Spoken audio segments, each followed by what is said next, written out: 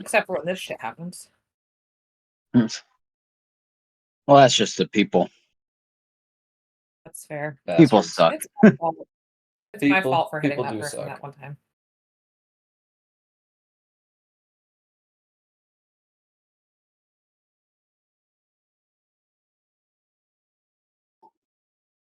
Well, snap. Are we thusly assembled then, or is this the?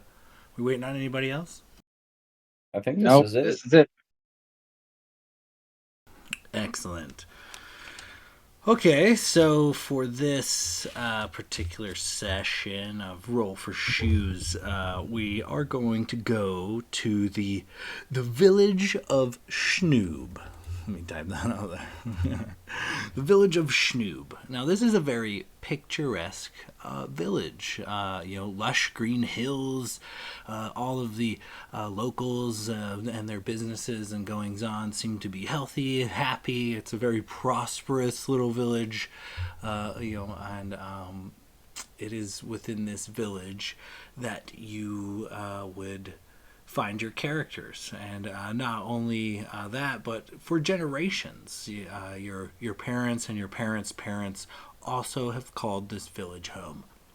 And so you guys in your various exploits will kind of get to you here shortly. Surrounding this village, I mean, like I said, picturesque, kind of rolling green hills. The farms and the ranches do very well. A babbling brook kind of trickles through to a larger nearby lake, a nearby forested grove. It's just a real beautiful kind of picturesque scene, a perfect place for a village. And so, with that, we will kind of go to you guys, I guess, and have you. I think Dunkel Stoutmug. I like that name. Why don't you introduce us to who you are and what role you would play in this happy little hustling, bustling village? Dunkel Stoutmug is of average height and average build. Has like just a little bit of a pudge because he definitely enjoys what he makes. But he's the brewer of the village. I'd imagine, probably like dark hair, long, big beard. Stereotypical hipster, wears the Viking equivalent of flannel. And yeah, he sources as many like crazy ingredients as he can, and yeah, does craft brewing as much as Vikings can. Anyway, lots of honey, maybe heirloom grains from the farmer. Okay, so take me into the life of Dunkel for a moment. So we're going to get into his going on. So say the cock crows early in the morning. How does Dunkel Stoutmug start his day? What does his daily work routine kind of look like on a normal day? He probably rolls out of bed. Bit of a headache, but he's a seasoned drinker. Probably takes a second to kind of blink his eyes a few times and adjust to the light, and then pours himself a draft. Gets up, stretches his back a little bit, and has his morning beer as he heads off to start cracking grain and up the water. And I'd imagine he would just kind of get up and go straight to work. Brew early, finish early, drink the rest of the day. Okay, so go ahead and give me, we'll call it a do anything check, but give me a handle your booze check for consuming booze throughout the day. How well do you function as you consume booze? That's a 2. He definitely gets a little sloppy in the early afternoon. Yeah, definitely gets a little sloppy in the early afternoon, and you find yourself taking maybe an unplanned cat nap a few times here and there. But I can attest that grain bags are actually quite comfortable to sleep on. oh, perfect for sure. And with that, as you kind of go about your day in the local, making your booze, how do you suspect like a local order would come in? Or do you have like routes that you make, or do you have like specific deliveries you need to do? Like what is the more laborious like kind of end of day task look like for you? Uh, oh man.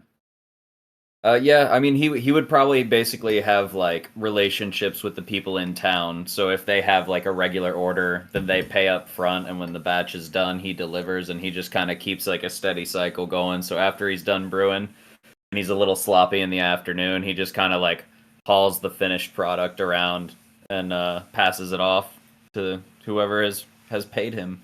But he makes everybody pay up front because he's not about to do that shit if he spends all that time on it.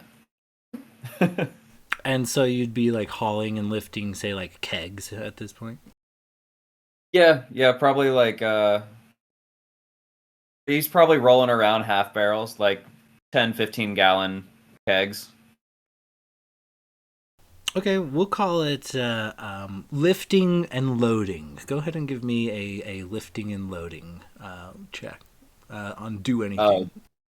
Did I get an XP for failing on the Oh, you for sure did. I was going to mention that too. Yeah, go ahead and take an XP for the previous roll, and go ahead and give me a lifting or sorry, a lifting and hauling kind of check.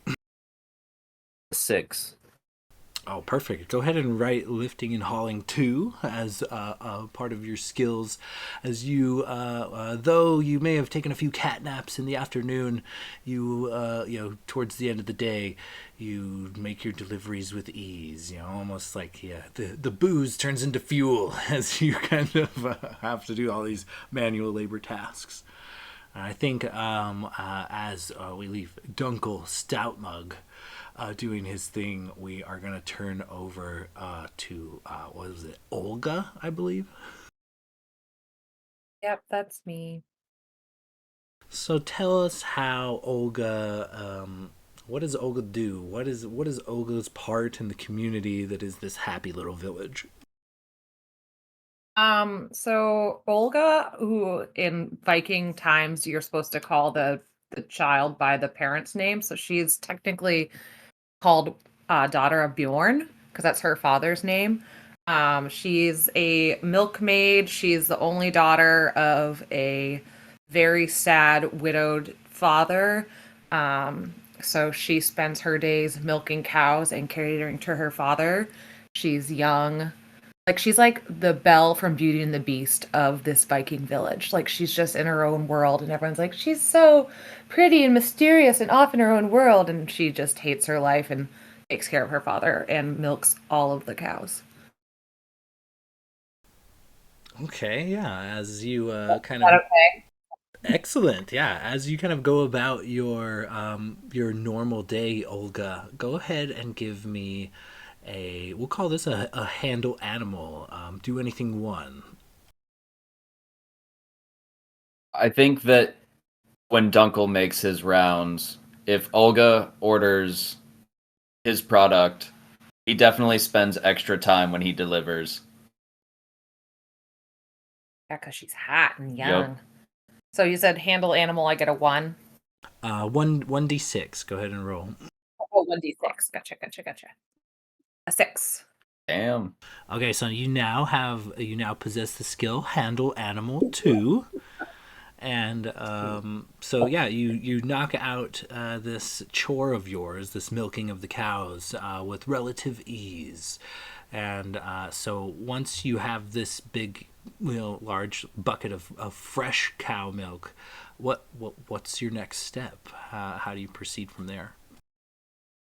So Olga, they store some of them and then she brings the milk into town. So she carries them, which means she's probably pretty strong, but she delivers them into town to like a like local like shop or like somebody that like does like door-to-door deliveries. Like she doesn't deliver the milk to like people's houses, but she brings them to the like the milkman essentially.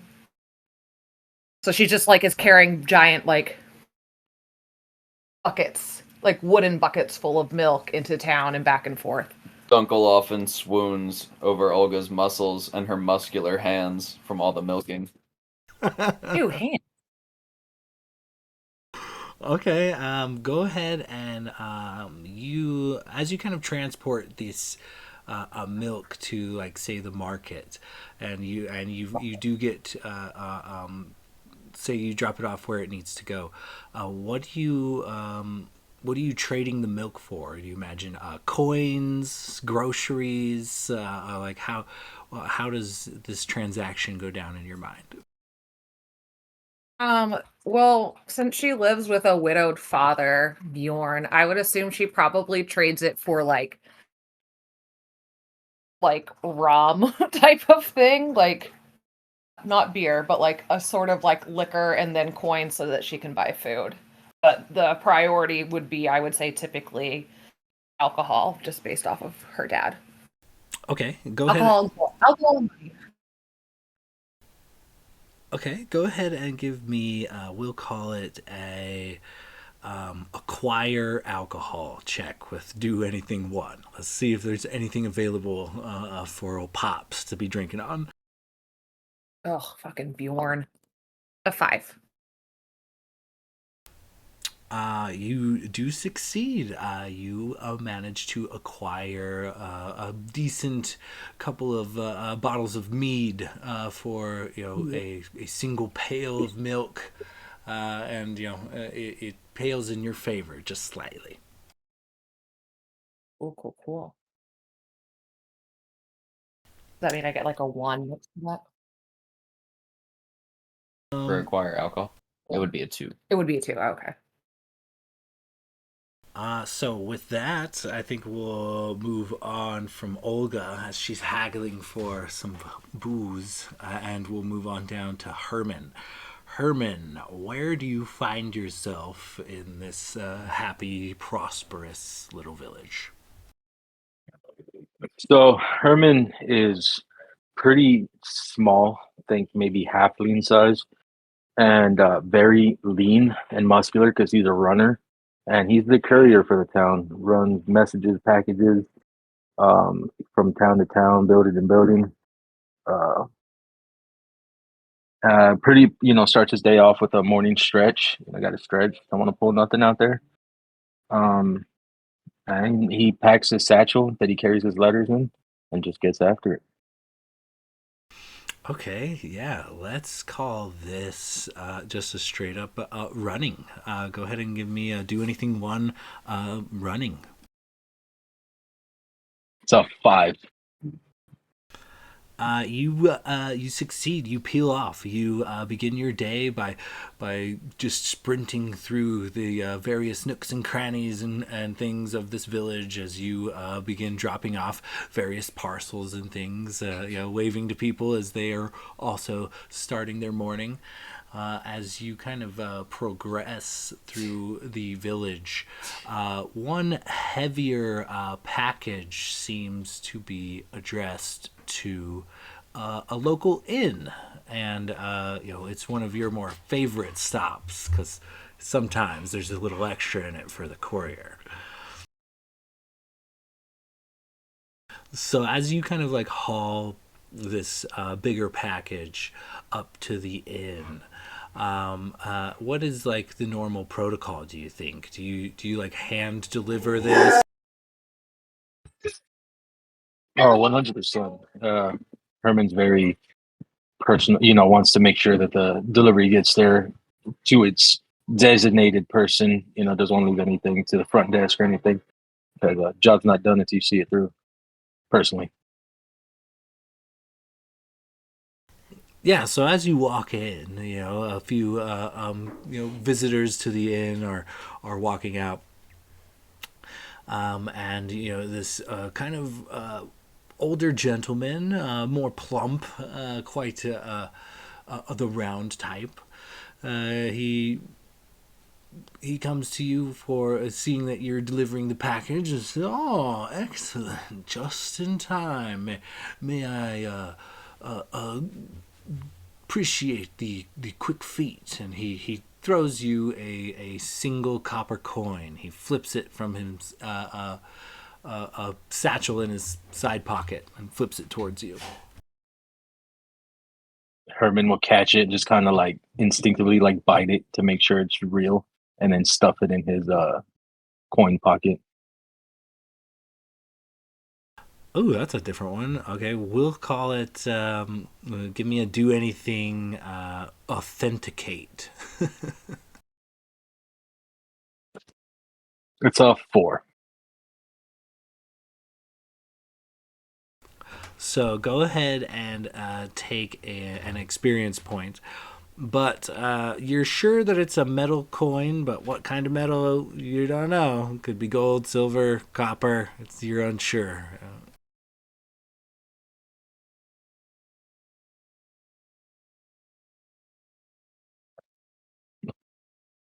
Does it look like? Does it look like a proper coin, like a copper coin?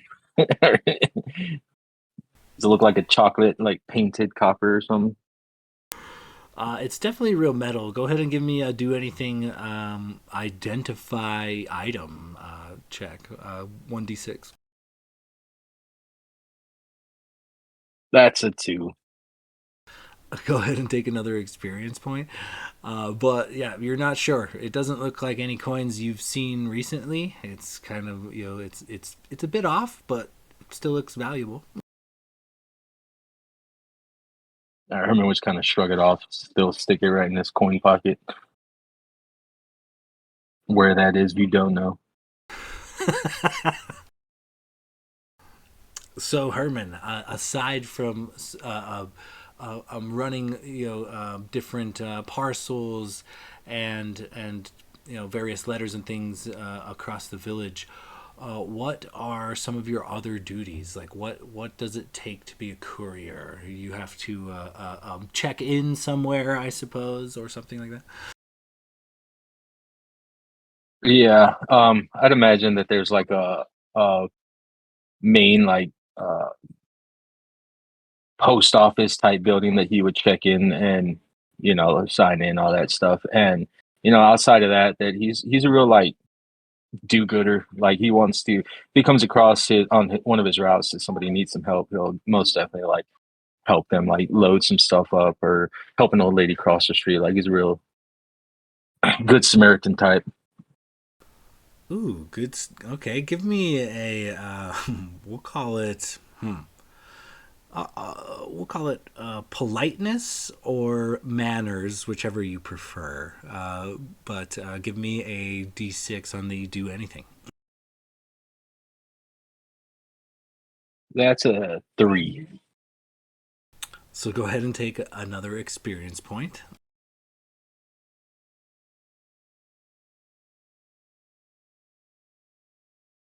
And try as you might. You try to be courteous to a few people passing by. Try to help the little old lady across the street, but she seems more annoyed at your presence than helped. Unfortunately, you as you're going about your standard deliveries and message and courier services, you seem to be rubbing people the wrong way, even though you're trying not to. You're getting a lot of ornery stares, and in some cases, outright middle fingers. That's okay. It's all part of the job. And also Herman would, after he's done with his route, if there's still some time of the day, will kind of want to help like local businesses if they have any other like extra like things that need to be moved or delivered, for extra coin after he's done. Oh, I like that one. So we'll call that.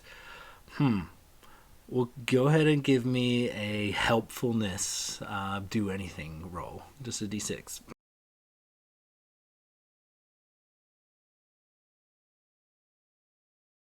That one's a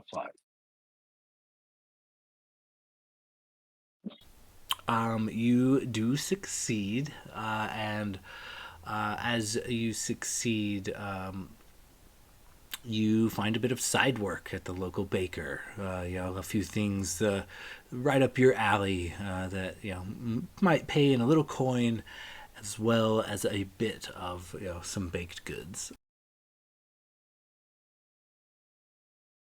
Hell yeah. After that, that's pretty much it. After he's done all his work, he'll probably just go home.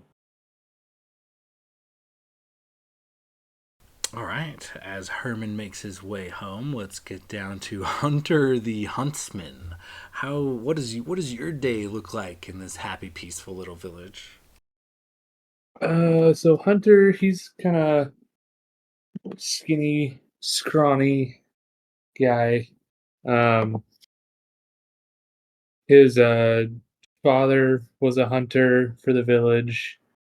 Um, his father's father was a hunter. His father's father's father was a hunter, and so on, so on. So, as you can tell by his name, he was kind of through familial uh, lines was forced into being a hunter. But he's always wanted to be a blacksmith. But every time he tried to chase his dreams, his dad was like, "No, you're a hunter. Your name's Hunter. You're gonna hunt. You got to help the family with the business." So he's good at what he does, but he's very begrudgingly does it. Um, but he starts his day early. He'd probably get up just before sunrise. Gets his bow nice and oiled and strung. Make sure all of his arrows are straight and pointy, and the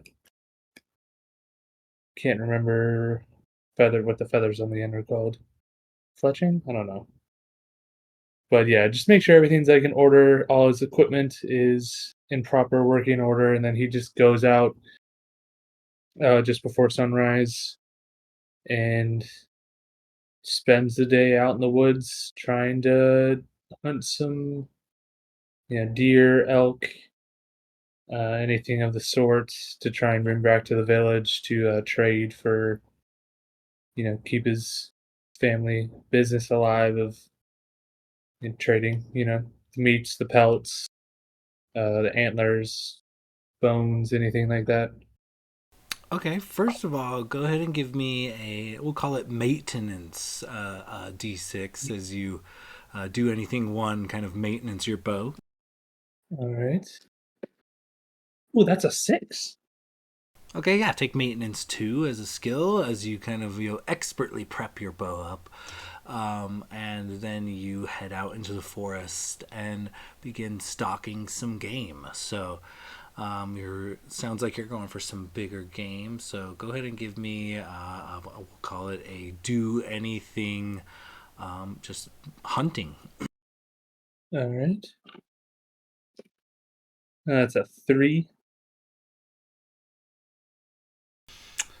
Go ahead and take an experience point as you kind of creep off into the woods towards one of your more common spots, one of your more common hunting grounds. Usually you scare something up, but not this day as you kind of come upon this little meadow and look about. No deer or elk or any such creature in the area today. All right. Yeah, you'd probably just spend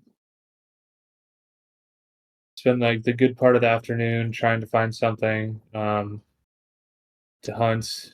I'm sure his family has traps set up, so he might, check the traps like snares.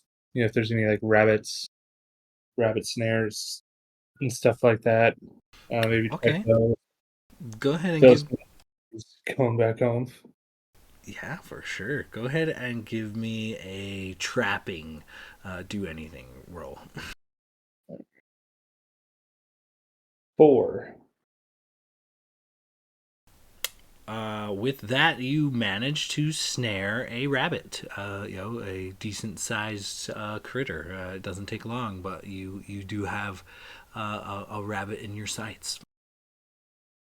All right. Yeah. So you kind of. I don't think snares kill rabbits. Don't they just trap them? Correct. It's a rabbit trapped by the foot. Yeah. So it was brutal, but I guess he'd take out his hunting knife and um, mercy killing kind of thing. Just quick and easy. Just kill the rabbit, and then uh, if that's the only one he found, he'd take it back to his meager hunting trip back to the house to clean and prep the rabbit.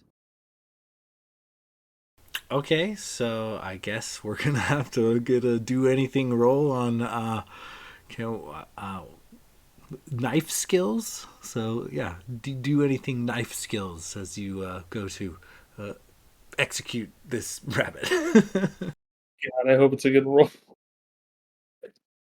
Oh no! I rolled a 1.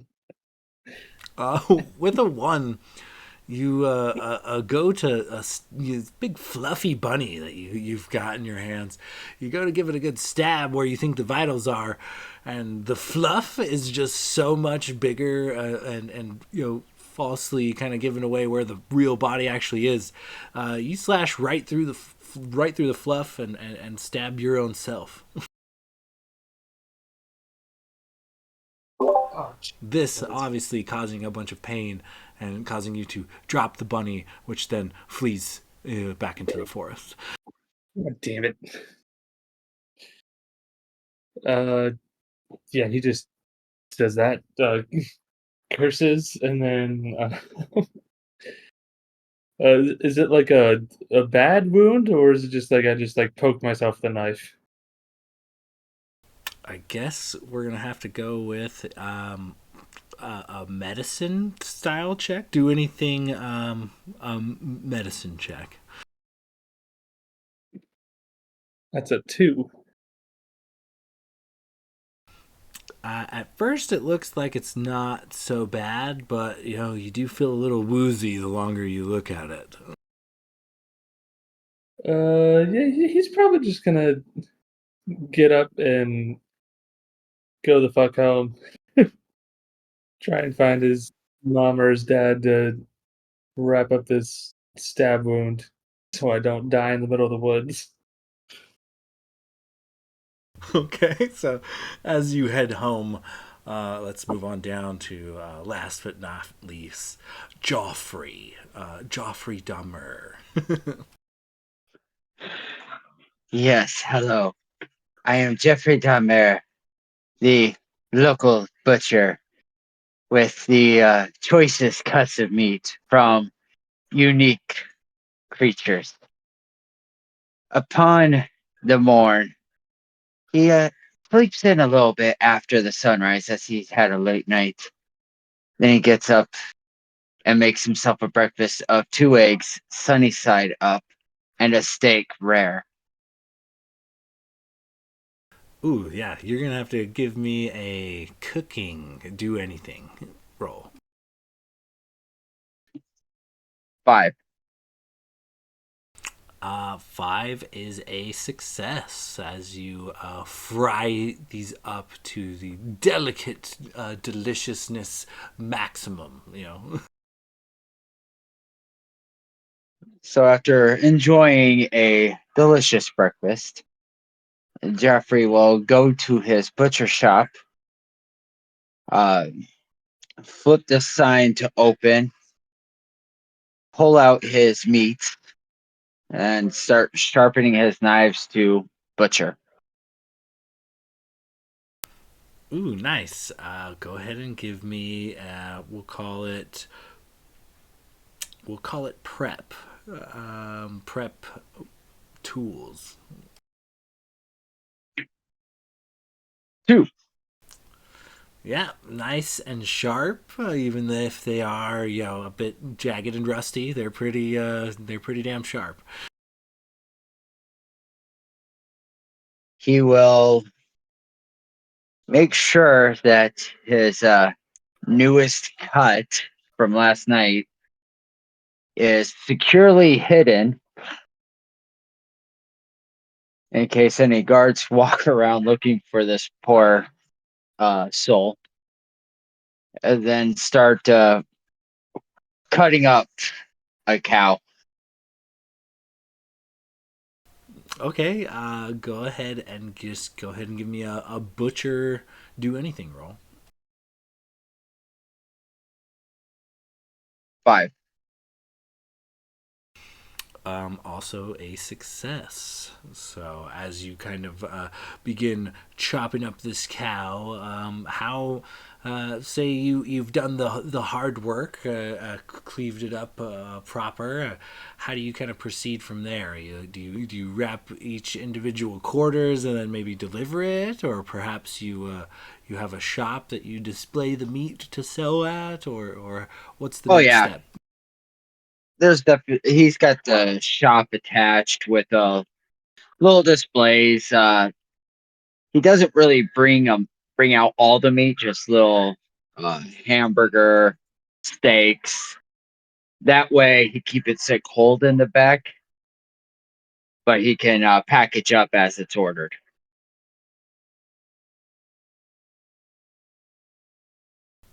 Okay, yeah. As you're kind of running this kind of like kiosk of filling orders here and there, a rather large order comes through, something along the lines of half a beef, so roughly half of an entire cow, and they want to pick it up soon, and so this is going to require a certain process of you potentially hanging and cutting the meat. So go ahead and give me like some sort of cleaver. We'll call it cleaver skills. 4. I rolled good on that one. You cut decent enough, but maybe it's the little bit dullness of the blade, or maybe it's the quality of the cow. But these cuts don't quite come out as you had hoped. Can I convert that XP point immediately into cleaver? Yeah, for sure. Go ahead and take cleaver too. That could be helpful later. I sure can, Jeffrey. So yeah, he take the cuts that look worse and use that for uh, either like a stew meat, so chop it all up if it's leaner, or use it to grind up for hamburger. So it kind of hides. Okay, yeah. What would that would just kind of be I don't know what type of skill do you think that would be associated with that process? Could be like a Uh, deception or a marketing. I don't know, investing. Meat conversion. Yeah, that's kind of a weird skill to have, but if you want, And I got a 6 on it. we'll go ahead and take meat conversion too. Damn, I should have made it something more useful. Interesting. So as the normal workday kind of goes over this Schnoob village. You guys know that Castle Schnoob overlooks the village, and this has been like a major project for generations. Your parents and your parents' parents all were laborers and things on this giant castle that overlooks the community. And it has just recently finally come to an end after almost 3 generations of work. It is finally built. And as you guys kind of go about your evening routine, finally finishing up your work days and heading home, you do hear the storyteller, the local crazy man, bum, or gypsy, if you will. He works for coins. Might read you some disturbing tarot readings or something, but he does kind of be calling out tales of scorned nobility, as he kind of almost like an end timer. The end is near, ringing a bell, on the corner, as you guys all kind of make your way. And what he calls out essentially is these the tales of scorned nobility are tales about receiving like royal people, royal higher ups, receiving. I'm having a brain fart here. Let me think here. So sorry.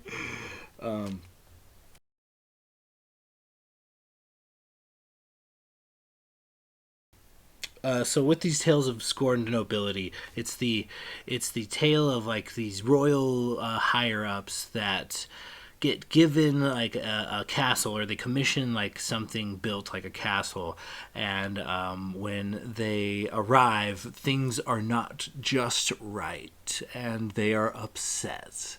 They are tales about a keep that was delivered to onto some dukes and duchesses that wasn't cleaned properly, and because of that, the dukes and duchesses thought that the local villagers were lazy, so they sent their soldiers to the village to ensure that each villager worked sun up to sundown.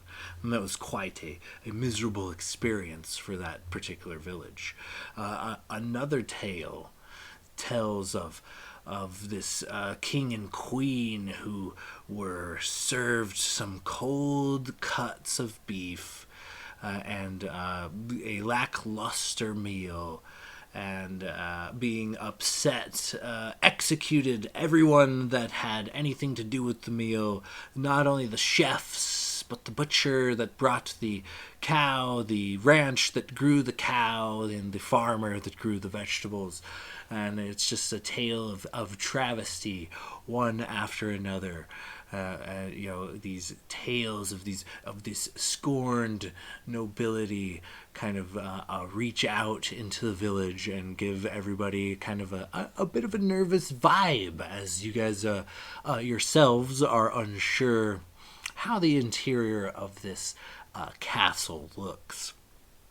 And so you guys kind of make your way back to your probably your domiciles, but we can say that this village isn't too large. It is quite likely that you guys are all neighbors on a similar street, passing one another as you guys kind of make your way to your homes.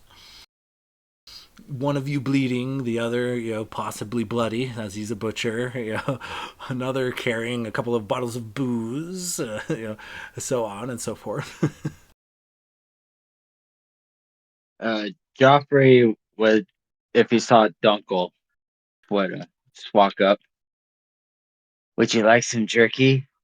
It's a rum-soaked cut of meat that I got last week. You say rum? I'll trade you. And he reaches into his bag and pulls out like a water skin filled with one of his latest products, and says, hand milled it myself. Heirloom grains, little bit of herbs, and he kind of winks at you, and then just passes you the water skin. So Joffrey will take the water skin and give him some of his special jerky. Yes, this beer will be exquisite with my meal later. And he just kind of is doing that awkward smile leer type of look. Just goes, all right, bro. Well, I gotta keep rolling, you know. And he kind of punches you in the arm and starts walking off. And he takes a bite of the jerky and chews on it for a second. And he kind of stops and he's like, kind of gamey. Huh? And just kind of shrugs and keeps eating. Uh, as Herman's running down the street, imagine if he saw Hunter bleeding, he would stop. Oh Lord, what happened to you, friend? Let me go get you something to fix that up. And just kind of immediately go into like trying to help him and go maybe get some bandages or something. Take off running. Okay, yeah, give me an apply bandage, do anything one. That's a 6. Nice. Go ahead and take apply bandage 2 as a skill, as you just happen to have a medicine kit on your person for emergencies. You know, how prepared are you as a courier? And you aid this gentleman and his bleeding hand quite quickly. Yeah, you know, we get a lot of slips and falls running around out here. Always got to keep some bandages on me. Here, take some. You know, there's no point in you bleeding out all over the street. Oh yeah, thanks. It's just this crazy this boar just popped out of the bush out of nowhere and just scored my hand. I killed it, but my hand hurt too much to drag it back, so it's still out there somewhere. But I'm fine. Oh, Thank you for the oh, bandage. a boar? That's good meat. I'm sure the butcher could do something. Tell me where it's at. I'll run and get it for you right now. It's with all the blood loss, it's hard to remember exactly where it's at, but yeah, I'll find it later. It's No, fine. that's all right. I mean, I got time. I could run. You know, good. You know, maybe check the vicinity. Just point me in the general direction. I'm sure I can find it. I mean, it's a big boar. How hard could it be to find? Uh, yeah, sure. He just kind of like turns and points to a random direction and towards the forest. All right. You know what? Have no fear, Hunter. I'll see if I can go find it. I'm gonna go see if I can find the boar. Okay, yeah. Go ahead and give me a. We'll call this a locate creature D6. Do anything.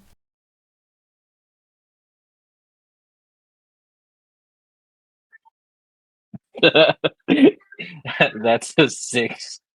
Nice. Go ahead and take a locate creature 2 as an ability.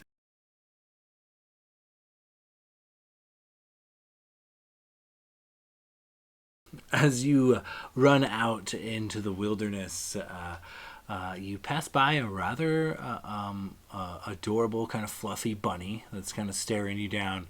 And as you trudge deep into the direction that you were given, you do eventually come upon a large boar who is just kind of grazing in a meadow. And how do you proceed from here? Oh shoot! I think Hunter may have wounded him, but didn't finish him. Ah, would I have anything to maybe try to finish this thing off? Since I assume that it's wounded. What do you think you would use to finish it off? Death by paper cuts. I'd imagine that as a courier and having like packages and sometimes money and stuff, I would carry probably like a simple dagger with me. Okay, let's go ahead and give me a we'll call it. Oh, how would you go about it? Do you think you would try to sneak up on it? Would you hurl the dagger at it, or? I would. I think Herman likes to think that he's pretty, light and quick on his feet. That he would try to, get the drop on it and finish it off. Okay, so go ahead and give me. We'll call it a do anything sneak. That's another 6. Holy shit! Nice. Go ahead and take sneak 2 as a skill. And yeah, you successfully sneak up on this boar. It is unaware as it kind of grazes. And so what's your move? What's your finishing move with the boar? You go for like the throat slit? Do you come off from like a branch up high and kind of like drive the blade down onto it? Like how do you perceive yourself taking this boar down? Uh, since I assume that it's wounded, I would like to think that well, this can't be too hard. I just gotta probably stab it where I assume the heart is. Geez, I'm not too good with creatures, but so I like to think you just try to sneak up and like get it like right under the rib cage where I assume that its heart would be. Okay, we'll call that do anything vital shot. But if I roll 4 6 in a row, this would be bananas. Come on, dude! It's another 6. What? It's a turkey. Holy shit! All right, so add that at 2 to your skill list. What was it called? A vitality shot or a Yeah, vital a shot? vital shot 2. I'm a proper little rogue right now.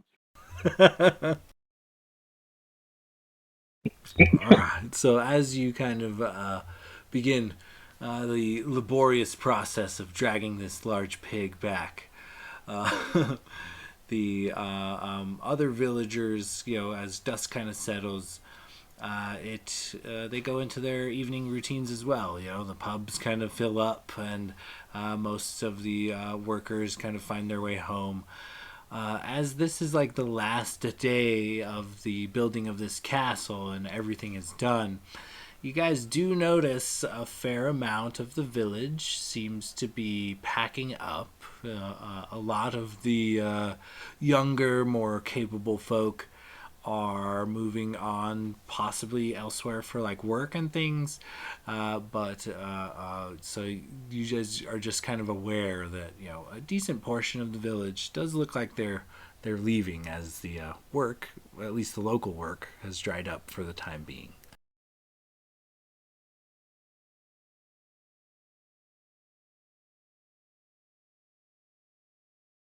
Uh, Seeing them packing up, getting ready to go, and since my butcher shop is currently closed, Joffrey would pack an overnight bag to follow behind them. Because if one disappears on the road, no one will know. Okay. I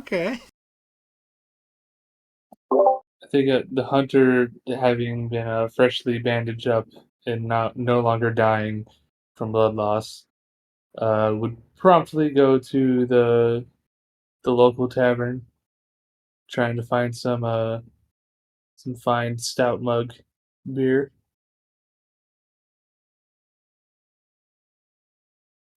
Oh, and you find it. You know right where to go and right who to talk to, and it's no time at all before you're a cup or two deep, easily done.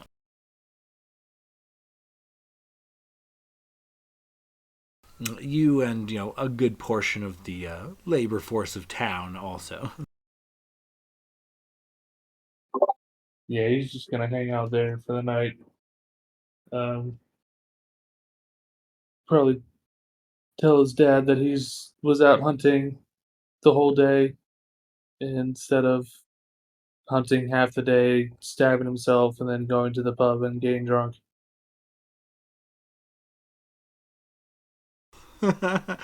Okay, give me like a deception. Do anything. That's a 4. You succeed. You successfully talk several people into believing that you have done far more than what really happened. Especially if Herman comes back with that board. She's like, oh yeah, he was already dead. Herman just brought him back for me. Herman does eventually show up with this pig, that he has slain and drugged back all the way to like this tavern area where you're hanging out.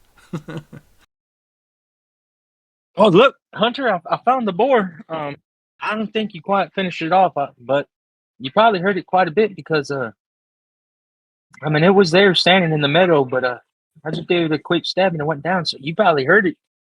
quite a bit. So just finished it off and brought it home.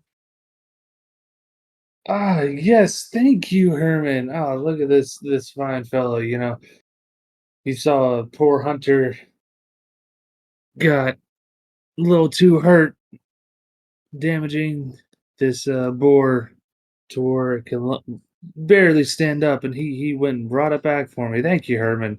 And he just shoves a huge uh, uh, flagon of ale into his hands. Be like, isn't that right, Herman?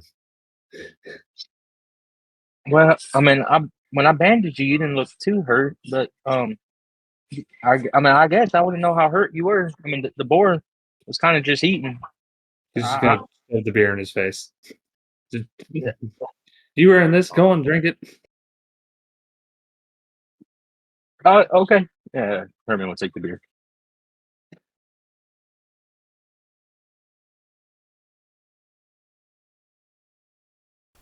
You guys correct me up. So as you guys are kind of knocking back a couple of beers, a few interested patrons kind of cock an eyebrow at the dead pig. The bartender, probably doesn't approve because of the pig blood, but there's probably been worse on these floors. So as you guys are kind of drinking a bit, as small towns and villages tend to do, rumor spreads like wildfire. And the newest, most local rumor is that the boy king that this castle Schnoob was being built for has succumbed to some sort of sickness and has passed on. So the project that was originally intended for this one person is now basically defunded. So you guys, it's not so much that the castle was completed as much as there's no more pay coming out of building this castle. And you get it on good authority that there will be like a neighboring royal coming to house at the castle to decide what to do with the fallen boy king's assets. Essentially, this is like a fifth cousin of the a king fallen. So you do get the information that they are coming to kind of decide what to do with the village, the local lands, and the castle itself.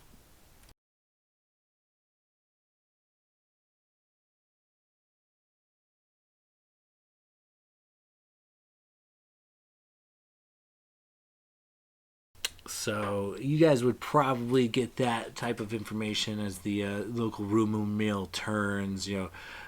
Probably get that from varying, entities, I suppose. Olga probably from her ornery father as she kind of goes and chats him about what he's doing, and Dunkel from a couple of maybe his clients or people who he's having a beer with.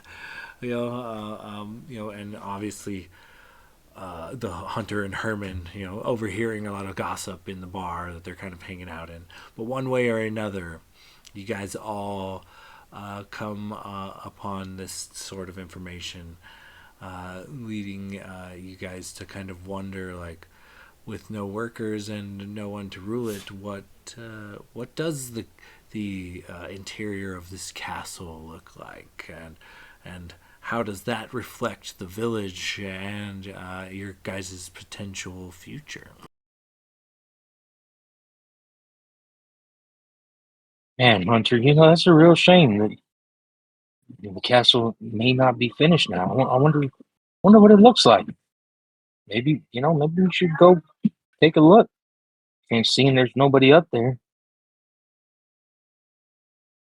Oh, I would assume that Olga's father would catch wind about the castle and then make her do the dirty work and go do an investigation of what it's looking like as well.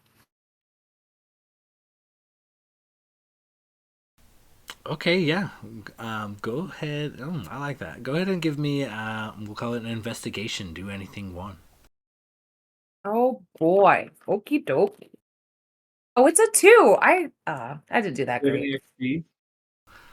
Go ahead and I take have an no XP. Go ahead and take an XP.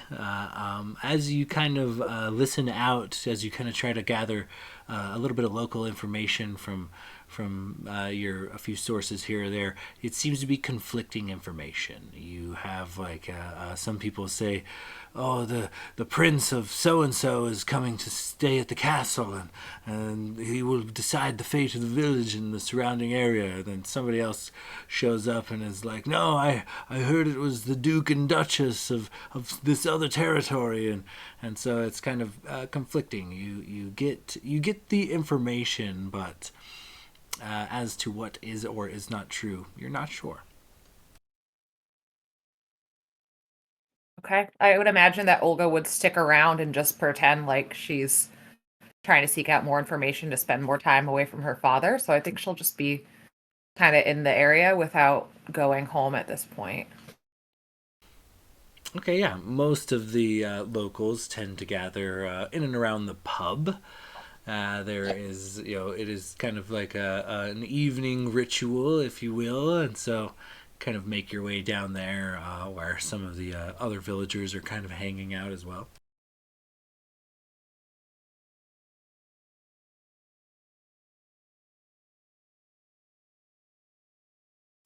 Can you use one of my one XP to make Deception 2 a Deception 3? Yeah, Okay, I'm gonna do that. very nice. So, one thing that I'm going to point out that I don't think I mentioned last session when we did some roll for shoes is that when you succeed on a particular roll, you also attain that skill, but it stays at level 1. So, like, when you do succeed on something, like I forget what it was earlier, knife skills or something, you succeeded, so you would have like knife skills 1. I don't think we mentioned that, or that came up last time we played Roll for Shoes. So yeah, no, I think we when we did the skills, like if we just jumped to 2 if we succeeded. Okay, so my Deception would just be a 2 right now if I use that XP.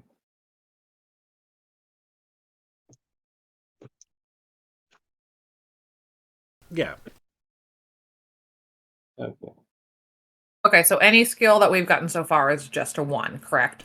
correct. Anything you've passed is just a 1, but you can call upon that skill later. So you do have it, but it was just a rule I don't think we mentioned last time. But no worries. That Anyway, makes sense. so So the lot of you are okay. Go ahead. Sorry. so for like, since I rolled a 6, like on a pie bandage, is that a 1 or a 2? That's a 2 now.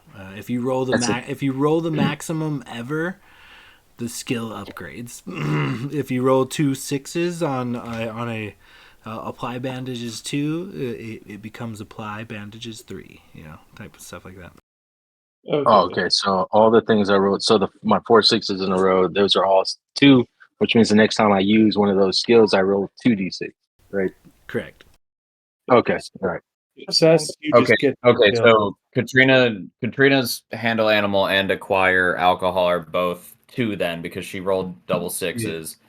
My lifting and hauling is a 6. If I succeed on something, I get the skill, but at level 1, 6 Yeah. is an automatic upgrade. Okay, gotcha. Yeah. A success is a level 1 skill. A 6 is a level 2 automatic skill. Or just Correct. okay. Yeah, okay. Yeah. Gotcha. Okay, that makes sense. Word, bird, let's do this. All right. So as you guys, one way or another, find yourselves in and around the local goings on of this pub, you guys kind of hear the villagers conversing.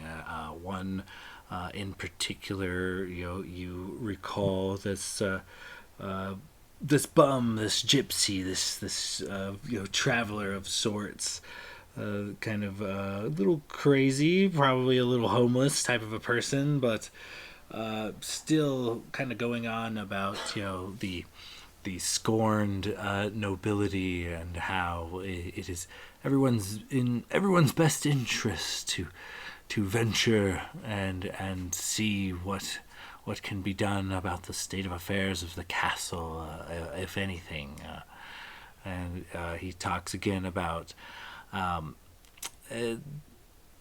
the some royals coming in and the place being cold and unwelcoming, so that the royals that took over were very cold and unwelcoming to the villagers and the lands around it. And so he's kind of really pushing that there's this superstition that a warm and happy welcome will ensure some warm and happy rulers, and if they are happy and prosperous, then so shall the village be.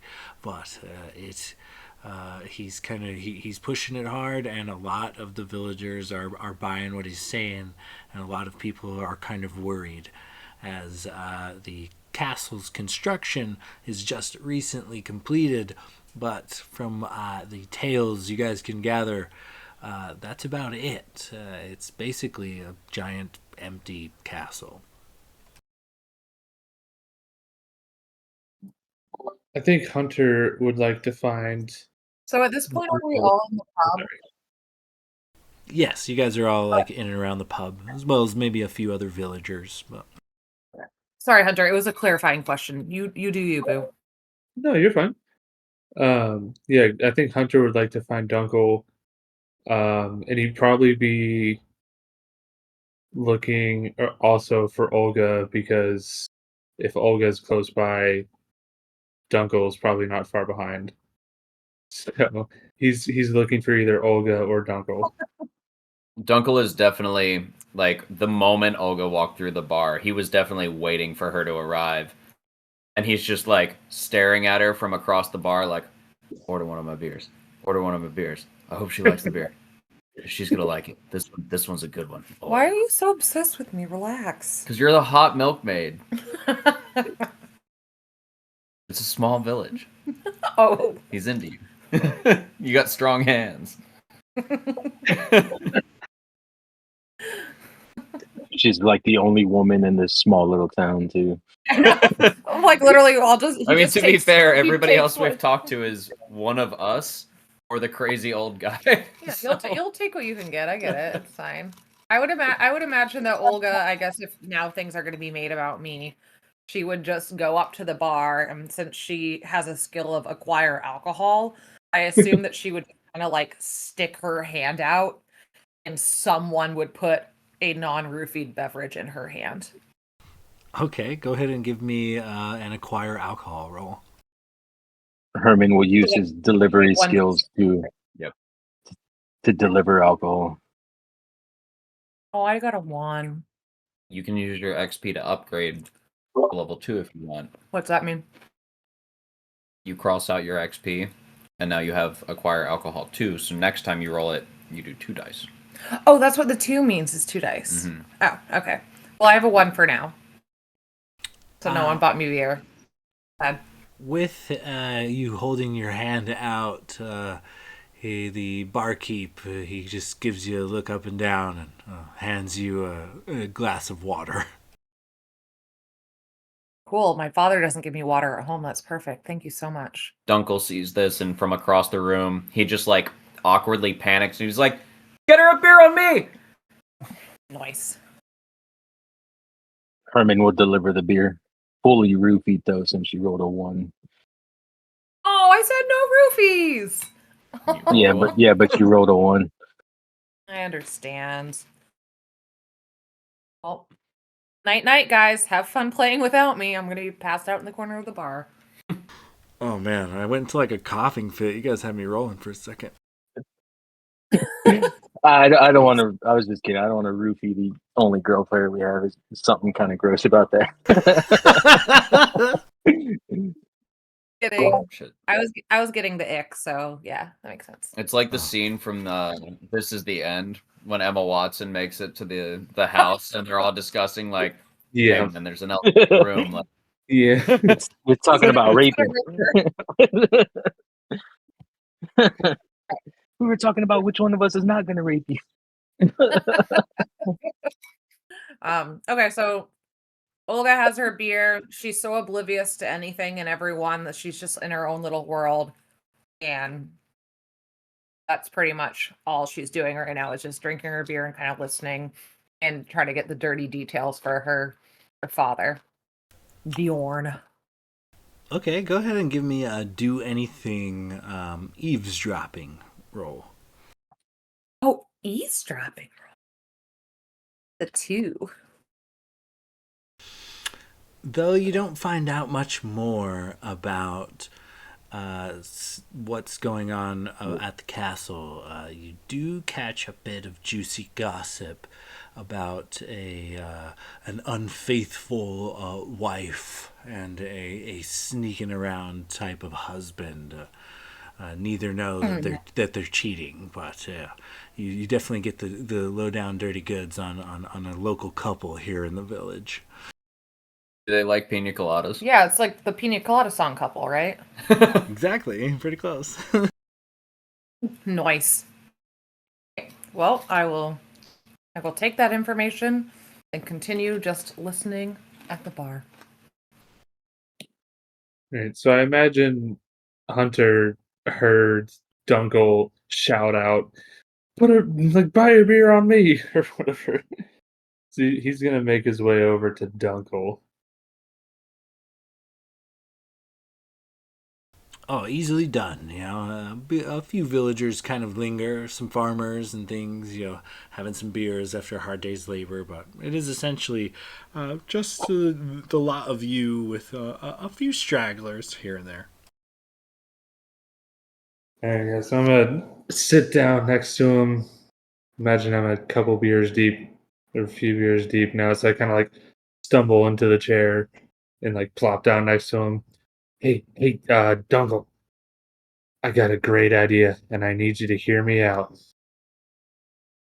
When you walk up, he's sitting with like both of his elbows on the table, holding his face, and just like swooning across the bar, staring off at Olga. And I imagine like he doesn't even really snap out of it when you sit down to talk to him at first, and then he eventually looks over and he's like, wait, sorry. He one of my beers, and I'm just trying to see if she enjoys it. And you can tell that he's been drinking all day. He's not drunk, but he's had a steady buzz for like a good 4 or 5 hours at this point. Yeah, he just kind of rolls his eyes. Yeah. I'm sure she loves it. It's fine. I heard her say it's the best thing she ever tasted on my way over here. But anyways, He grabs you by the shirt and pulls you in close, and he's like, "Are you serious? Did she really say that?" And like he's looking at you with intense direct eye contact from like an inch away. Prolonged act. Go ahead and give me a persuasion check there, Hunter, or deception. Your call. I was gonna say, could I use my deception too? Yeah, you can.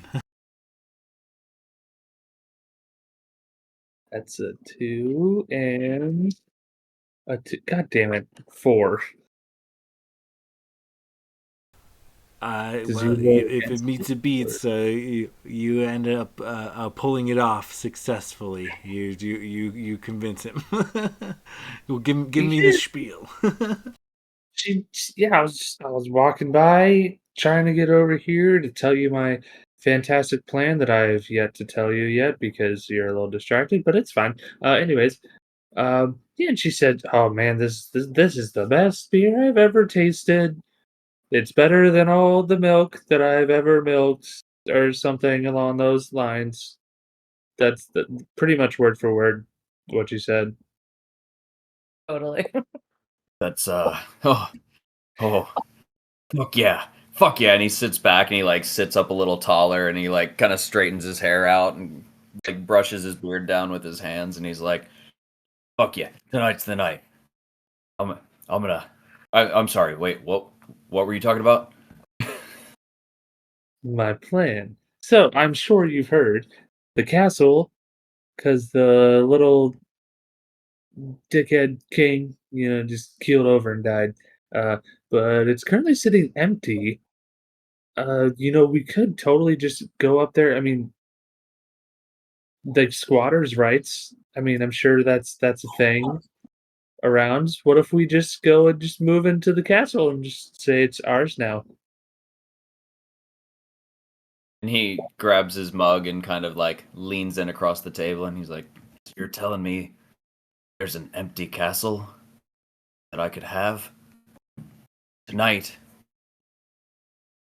and then Olga and I one day will raise children there." Yes, Do I have any say in this? you're not here. Okay. You're across the bar. I feel like She's for you sure there. feel like we'd share the castle.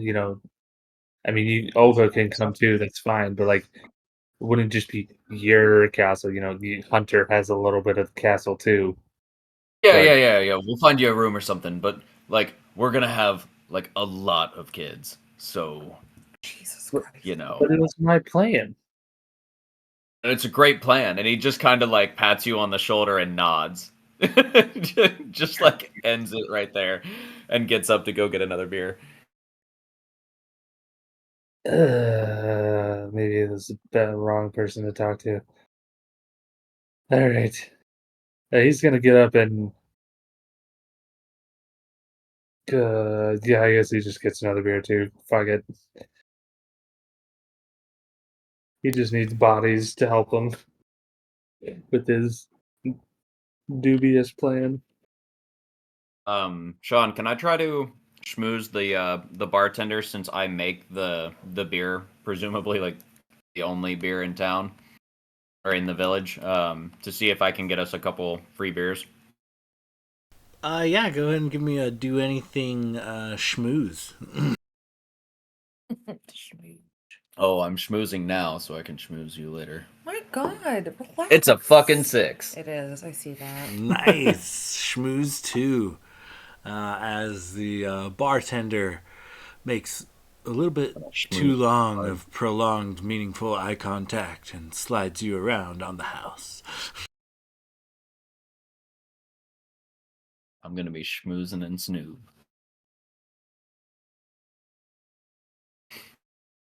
I'll just give him a nice like I know you, man nod when he hands the beers over and slide one over to Hunter. To be like, thanks for coming up with the awesome plan to get my dream home for Olga and I. Really appreciate that. And he just like puts the drink in your hand and cheers as you. Jesus Christ.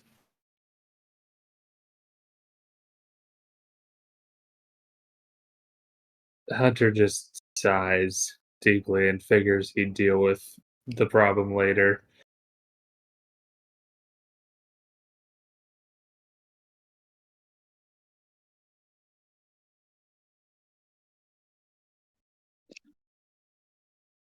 So Joffrey by now would have made his way to the bar and hearing the news would look for somebody who looks kind of down in the dumps about the whole situation.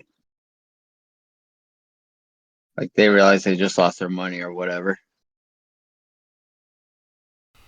Okay. There is definitely a few villagers in here. Some of them, construction workers who are now no longer being paid. Mostly people who have packed up their goods and plan on leaving soon.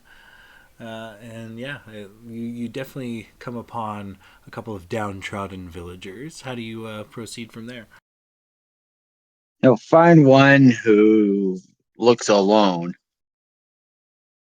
and walk up with the beer he got from Dunkel and sit down with him and just be like, ah, you look like you took a hard hit. Here, have some beer on me. The guy kind of looks at you with a cocked eyebrow, but hey, all right, thanks, mister. He takes a big swallow of this beer as he kind of stares at you. Go So ahead. I bet. Oh, yep.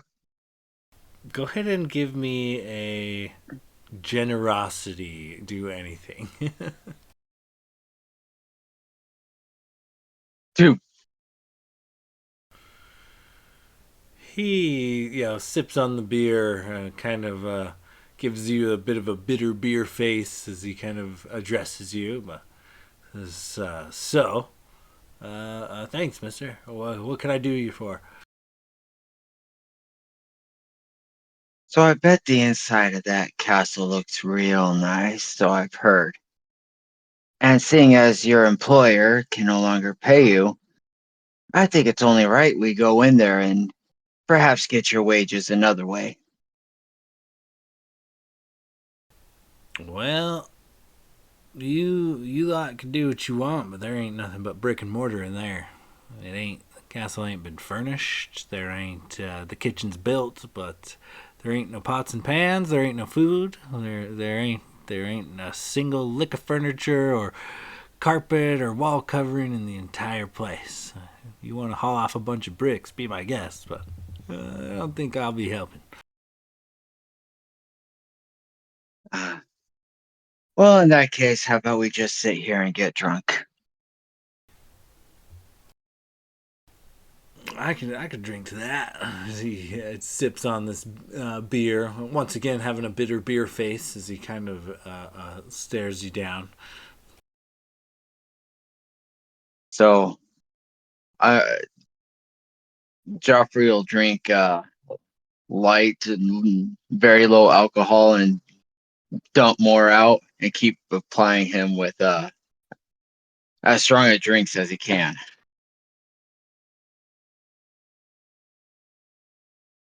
To the same individual. Yep. Okay, yeah. Go ahead and give me friendly. Do anything. Be friendly. 4. That is a success. As you get this guy to open up, turns out his suspicion is only directed towards you for the first beer or two. After that, yeah, he's a little loosey goosey, a little more chatty. And yeah, he's just kind of telling you about his day as he's laid the last wheelbarrow of stone, and it was an excellent project, kept us all fed here, but with no coin coming in, we all got to move on. And to be honest, when the royals come moving in, it's doubtful that they'll bring their own, stuff. They might bring a few things, but they're not going to bring a whole castle's worth of carpet and chairs and all that stuff. So I imagine they're not gonna be very excited to have to come to the village and buy or take half of it to accommodate themselves. Yeah, that sucks. I can't really pay you what they would have, but I do have some fresh meat back at my shop. Let me give you some for the road, just to help you eat along the way. Go ahead and give me we'll call it a persuasion. Do anything. With advantage since he's drunk. Not 5. quite. 5 is still a success. All right, yeah. All right, let's head out there. Let's head out there now before I get too deep in my cups. I gotta get home. Yeah, I'm getting ready to move on. Next village, next job. Yada yada. So I walk him back to the shop, tell him to pick out what he wants from the little ice shed behind him. And when he turns around, I'm going to use my cleaver. Okay, give me a cleaver roll. And that one's a 2. A 2? No, Cleaver 2. Oh, okay, yeah. Cleaver 2 skill, for sure. I rolled a 10.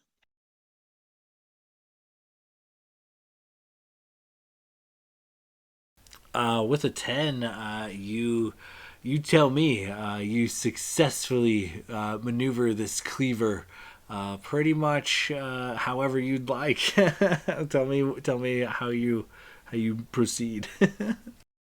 As he's not paying attention or either bent down or kind of standing there, swings it behind him and catches him along the right side of his neck, just slicing the jugular and almost cleaving his head clean off.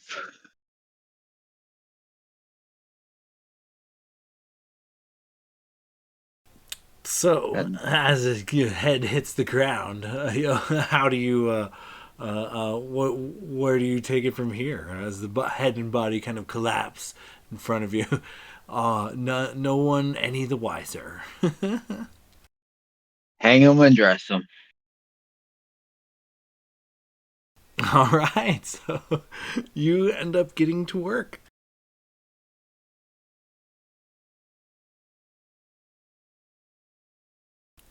As Joffrey kind of takes off with another gentleman in the middle of the night, the booze kind of slowly comes to a crawl as the villagers kind of finish their portions and then head out, and it looks like after a few more ales here or there, the keg is finally floated. The barkeep kind of shrugs at you guys when you come up for more as he begins to close everything down. Is there anything in particular you lot would need to do before finding some rest and moving on to the next morning? Would I have noticed Joffrey leaving with the gentleman? Oh, for sure. Hunter, I think Joffrey might be into men or something. He's always leaving with other gentlemen.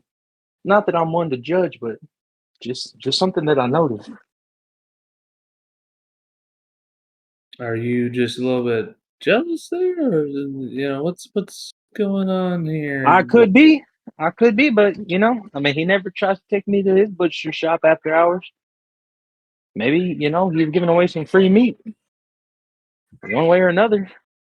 I mean, maybe you should follow him and find out what's happening. But I personally think he's a little sketchy. He Well, scares see me a little now, bit.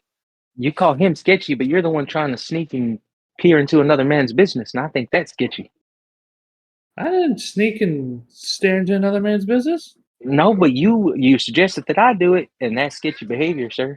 No, I suggested that you go confront him and be like, "Hey, why don't you take me home? Those And weren't your you get words. some free No, meat." just like It you was lied about killing the boar. it was heavily implied. Well, the assumption was lost on me because it seemed like you were being sketchy, just like you were lying about the boar earlier. Well, you run around for a living, and he's just gonna walk away. The hell kind of insult was that?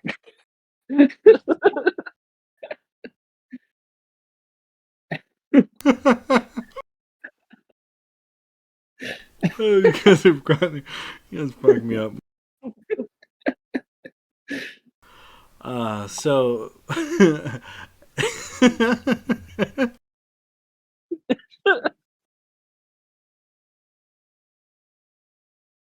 oh goddamn, sorry. Okay, so as you guys kind of find your ways back to your homes, aside from a little smack talking, I guess. Is there anything in particular you lot need to do before getting your rest?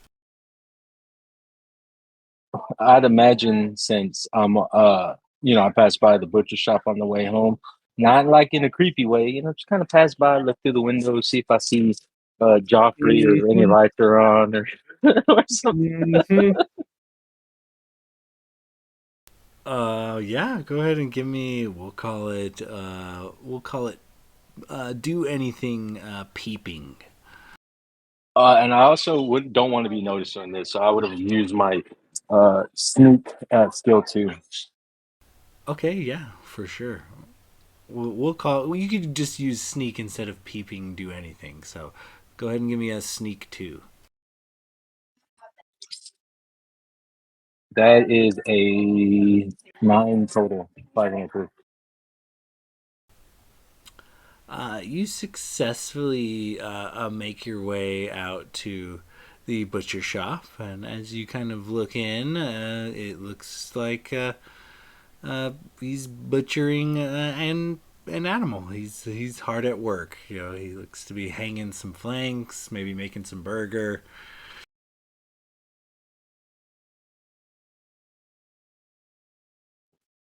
And it wasn't to be creepy. Like, I was just walking home, just looking in through the window, just to verify. Yeah, you see a diligent butcher hard at work. You know, that Joffrey, he's a damn good butcher. He's working after hours.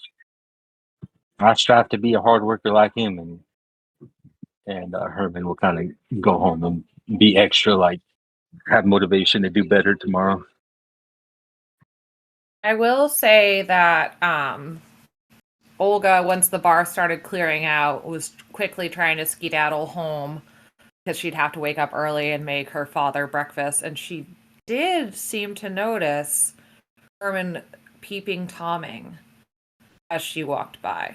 That she didn't know who it was, but she saw somebody creeping on a closed business. If you went to leave the bar, I feel like Dunkel would have slammed his drink and just been like, Olga, can I walk you home? I would have ignored you. If you ignored me, then he probably would have been like, shit, I am too drunk for this. And then just like panic and order another beer. For sure. As you kind of spot this person kind of maybe sneaking about, go ahead and give me we'll call it perception. Go ahead and give me a perception. Do anything.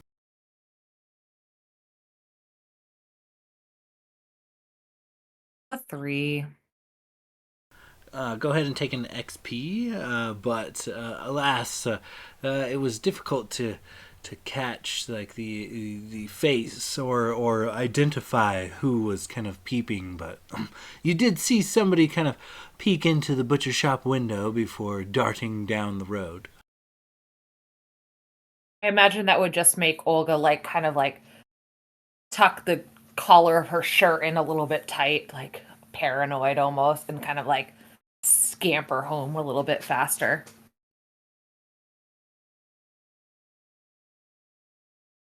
The end. So as you lot, go ahead.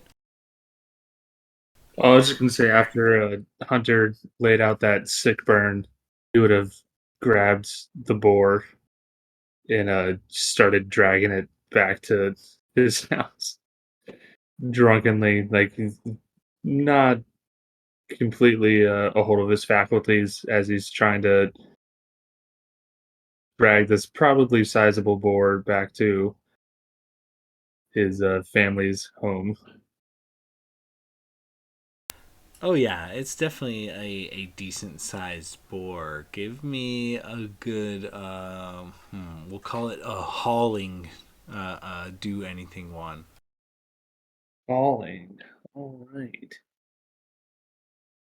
That's fucking 2. You're pretty deep in your cups, and it's a slow going process, incredibly much so, to the point where you at some point, rather than drag this beast back to your house, manage to get it a few dozen feet out of the inn you were drinking in, and then you and this dead beastie cuddle up for a bit of nap time. I love it. Yep. I mean, I can't let someone come and take totally my kill, no one else involved. So yeah, you just kind of lay down on top of it and just pass the fuck out.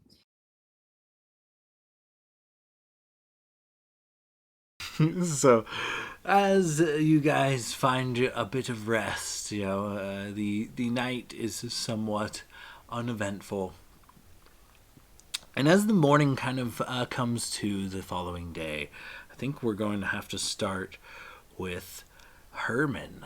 Herman, you have. That's a nice little gift there. Herman, you have a package of the utmost importance. It is a small parcel, but it is stamped with these like golden seals of royalty. You very rarely see royal official business come through the village. And it is kind of at your little like post office like shop, like set to be delivered. And as you kind of are making your rounds, this is kind of where you come to in the beginning of your shift, and you discover this parcel. I think Logan, sorry. Herman would, ask his superior, "Oh man, when did this come in? This seems very important."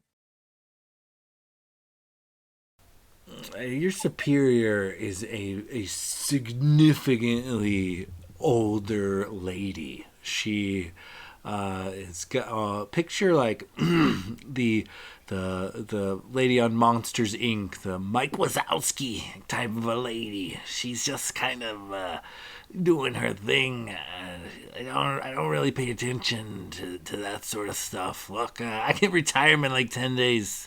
You gotta deal with this. She kind of goes back to her desk. Oh, yes, ma'am. I'll deal with this. Uh, you have my word that I will get this to this designated location.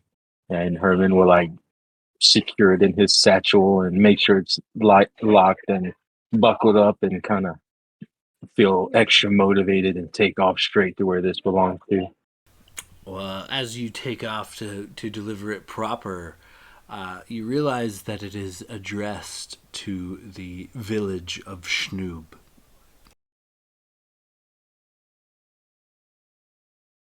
As a courier, would I know that this may be supposed to go to like the leader of the village, or is this would I have seen something like this before in my job?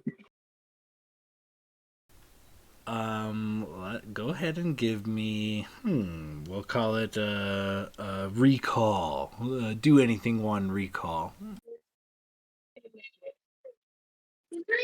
That's a 3.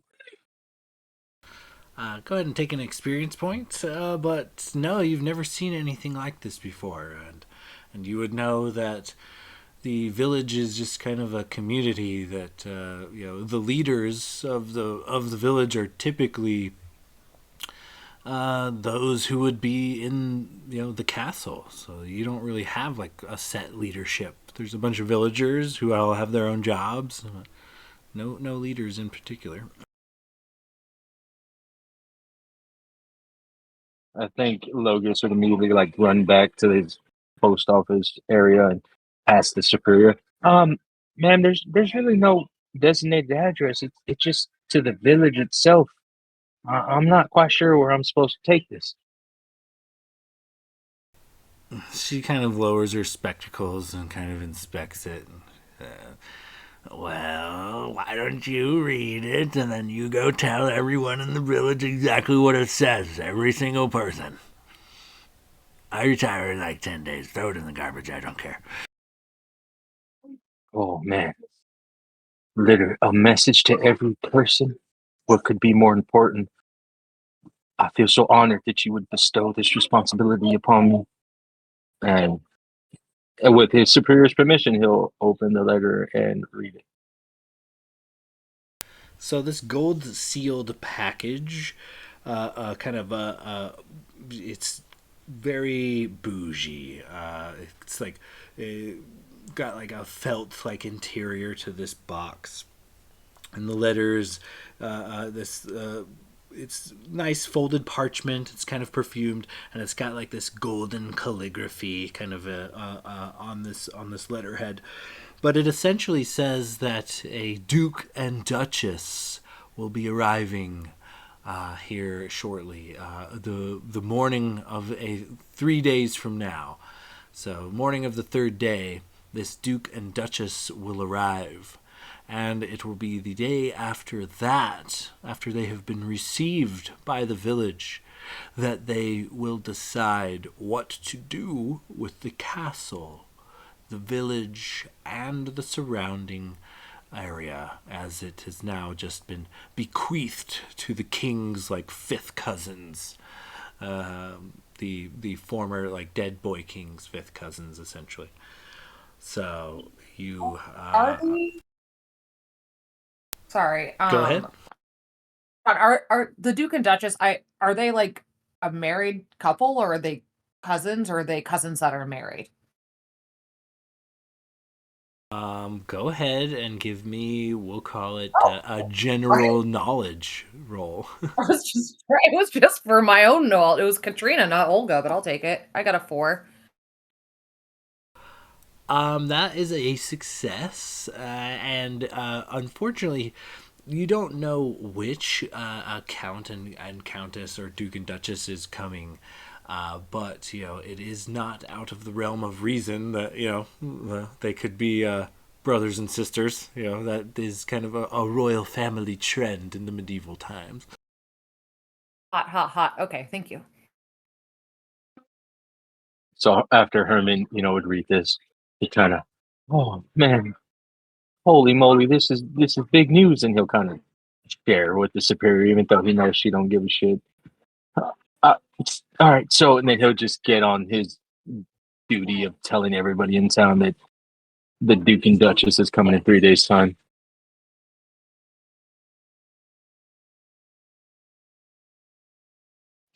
Or maybe instead of doing that, can he find the local crier? Yeah, you want to give the news to the crier and have him cry it out for sure. Yeah, and then it'll you take that half of the town, and I'll run to each person on this side of town, and we'll finish it in half the time. All right, but I expect free shipping for this. Okay, only one parcel though, because I got to get paid too. He shakes on it, and he goes and delivers some info, and between Herman and this crier, the information is slowly circulated throughout the village, so as you guys kind of come about on the following morning. This information is presented to you that you have about 3 days' time before the village, the future of the village and surrounding areas is decided by some rich person you've never heard of or likely never met. I'd imagine since we're on the same street that he would have personally told Joffrey and Hunter and Olga and Dunkel.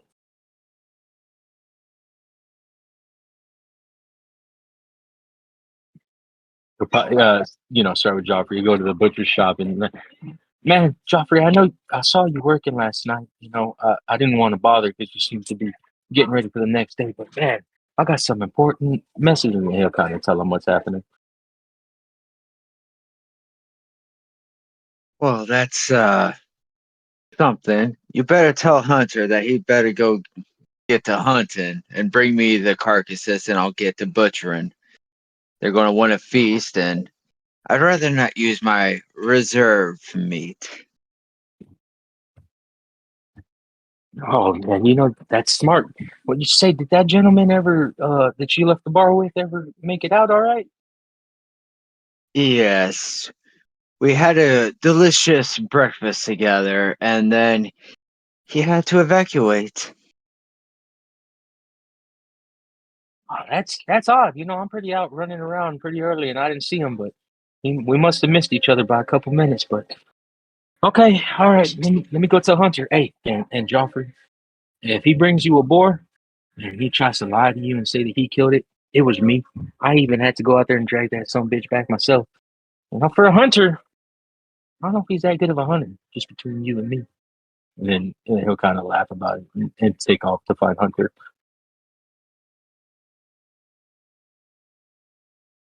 You find Hunter cuddling this boar, sleeping off of several cups, kind of in the middle of town. Hey, Hunter, I just got back from talking to Joffrey. So two things. I passed his business last night, and he was just working. I mean, the man owns a butcher shop, and he was, just cutting meat. Wasn't being creepy. I just, walked by, peeked in, saw him working, and kept on going. And secondly, Duke and Duchess are coming in 3 days' time, and he asked if you could bring him meat, and he'll, get the butcher. And Oh god. Okay. That was a lot of information all at once. All right. So you creeped on the butcher, I and said then not creepy. Specifically said not creepy. I walked by his shop on the way home. I walked by, just looked in as I'm walking, saw him working, and just kept on going. okay. Yeah, yeah. You say potato, I say potato. Um. Anyways, yeah. I'll just drag this boar over there, give him that meat, and um. Yeah, we'll see what happens with this Duke and Duchess. Oh god. Okay. He just starts trying to drag this boar across the street again. Go ahead and give me do anything lifting. Oh shit. That fell on the ground. That's too far away to see, so I'm gonna roll another dice. That's a 2.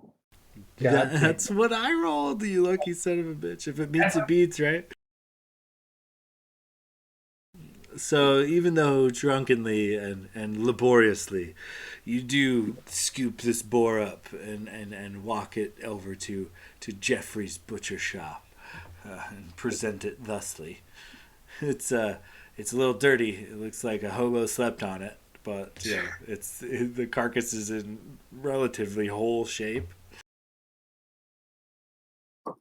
All right. What was that skill? You said lifting or falling? Lifting. Hey, Joffrey. I was told I should bring this boar to you because there are some apparently important people coming and they want food. So here's meat.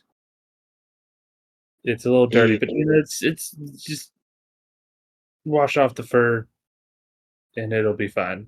The pelt's still on it, the meat inside's still good, I think. did you bore this boar to death?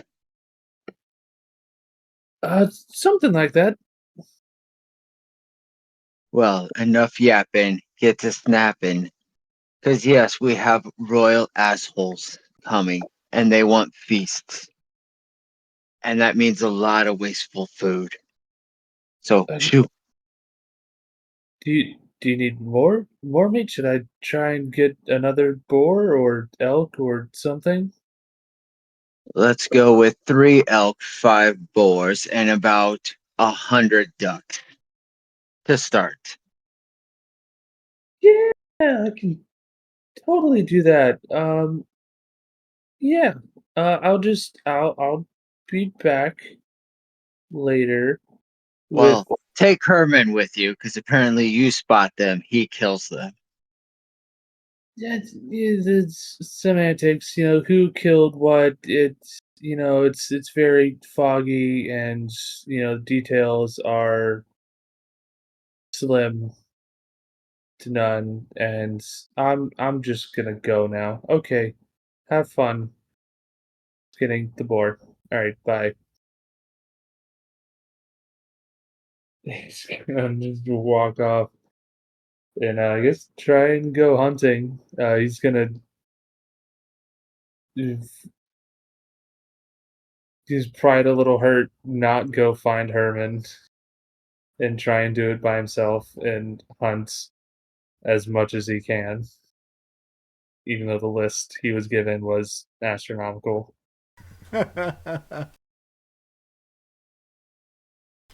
Yeah, go ahead and give me a hunting do anything real quick. Okay. Oh, jeez. Come on. God damn it, I keep missing the fucking. Wait, I can see it from here. That's a 6. Fucking finally. While not able to deliver the entirety of this list, you do manage to stalk your way towards a couple of large deer that you take down with your expert hunting skills. Go ahead and add hunting too if you don't have it already. I do not. But you think a hunter would. But it only took me 2 hours to get it. So, as the day kind of meanders on, Olga, your father kind of drunkenly requests that you bring some sort of offering to represent him and the family to the castle, something good, something classy, and he gives you like a half-strength bottle of mead, and before kind of passing out. But you kind of see that that's kind of like the norm of like what's going on currently in the village, the vibes or whatever.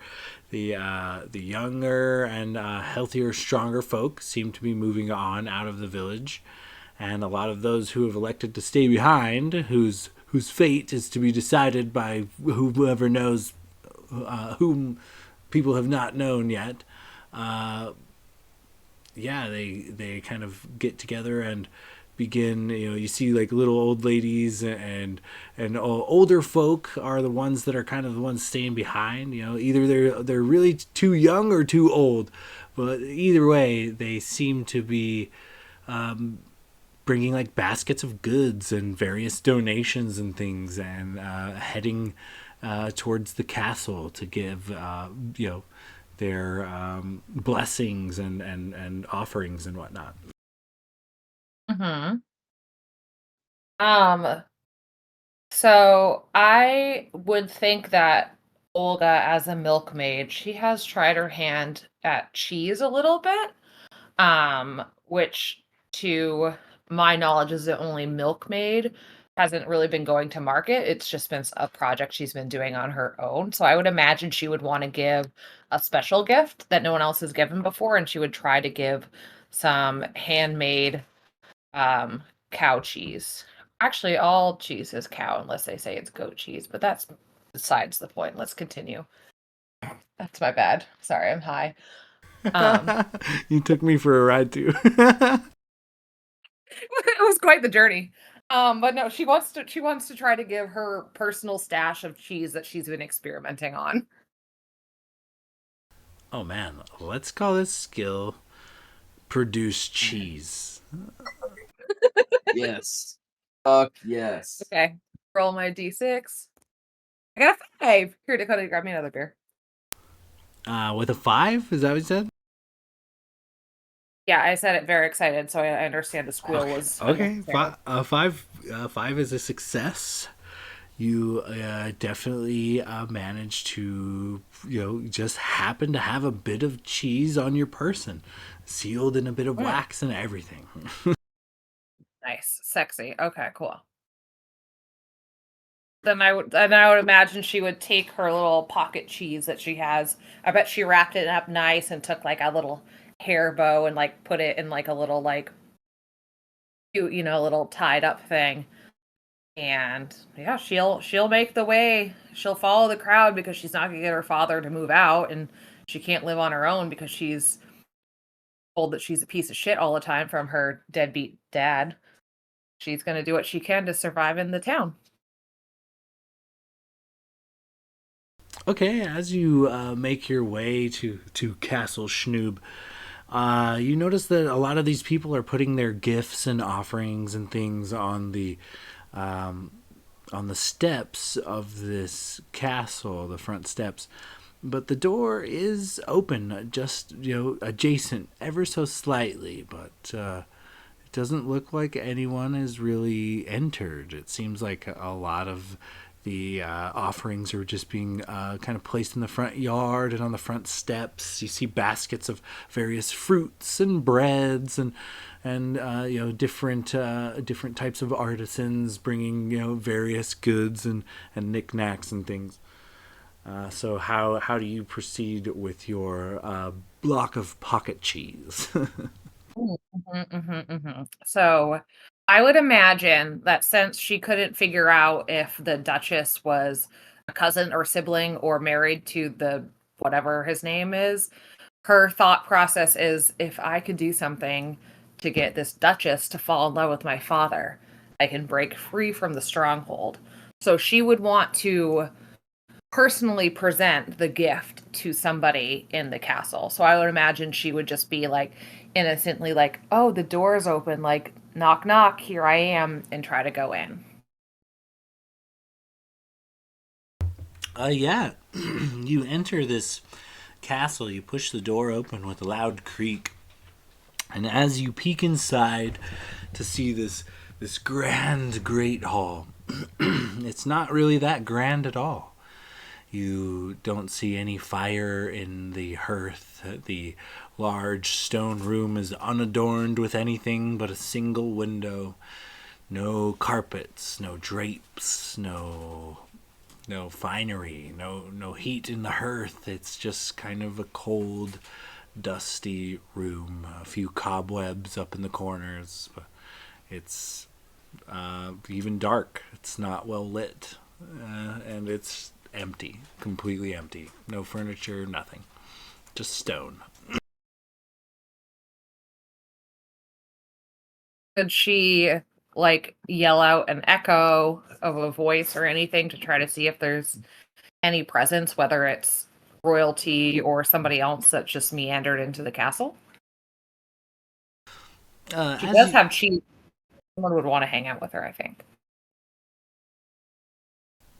Go ahead and give me, we'll call it a D6 of a snoop. Nice. Oh, it's just a 2, Snoop.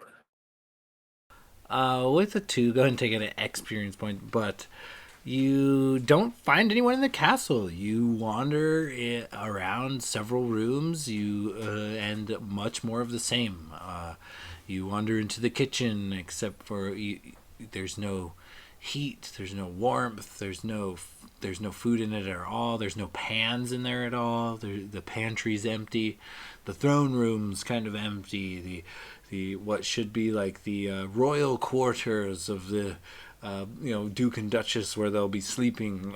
There's no beds. There's no furniture. There's no drapery. There's nothing. There's literally nothing in any room of this castle except dust and cobwebs.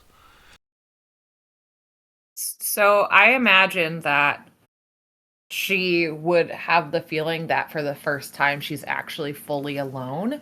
So I think that she would just kind of go and like take a sit somewhere and just kind of like chill, and like if anybody was to ask, she would be like, I was just waiting to see if somebody would show up. So she would just kind of go and sit down and enjoy the peace of not being responsible for anything or anyone for a little bit. Just chill in the castle. Okay, interesting. I guess. So as how does Dunkel kind of react to this type of situation where you see most of the young, healthy people are packing up shop and leaving, and those who wish to remain and are essentially going to be ruled by these people who they don't really know yet. And these people are kind of like making offerings. It seems like donating goods and supplies to the castle is the proper thing to do in this situation. Maybe it has more to do with taxes than survival, but potentially. Well, his job is really hard to move because all his equipment is very heavy and it's hard to lug everything around. So he's more prone to stay, so he's got to make the best of that. And I think he wakes up with another, like, nice, like mild migraine, and it's just like, oh fuck, I did it again. I made a fool of myself. I should probably go apologize. Then he's gonna pack up like some of his finer ales, maybe some higher alcohol stuff. He's been aging for a while. That's got some extra spices and whatnot. Is good stuff, and he's gonna go attempt to schmooze Olga's dad so that he can figure out where she's going, and then simultaneously bringing some stuff as like a tribute to these new people that are moving in. He's gonna try to make a good impression by like having some beer at this castle ready for them. So if I could swing by and try to schmooze dad and then head to the castle. Oh, I love the schmooze dad part. Go ahead and give me a schmooze roll. So that's a 3 right now. I got a 6, a 5, and a 2, so 13. Jesus, a 13. All right, well, you smoked me by a lot. With that much of a success, Olga's dad, he's a bit confused at what you're asking him about, the whereabouts of his daughter. But he sees, you've got an armful of booze, and he kind of licks his lips, and without really giving you too much, he kind of, yep, I'll sell you my daughter. One of those things of meat for sure. Yep. Oh no, really, I'm not trying to buy her. I was just trying to find out where she's at. But All right. it's Half a thing of meat. Fine, half a thing of meat. You can have my daughter. I don't. This is not transactional, and he just kind of like. Just give me a swig and you take her off my hands. I swear. Get rid of her, would you? I'm not trying to take. I just want to find where she's at. This is uncomfortable. I'll give you a whole fucking water skin if you'll just tell me where she went. What do I want with water for? It's a water skin filled with beer. Oh, all right, deal. She went to the castle. And he like panic fumbles and throws a water skin at him, and then literally just like picks up his bag and sprints off toward the the castle. He calls after you. Deal's on the table. Bring that meat back here.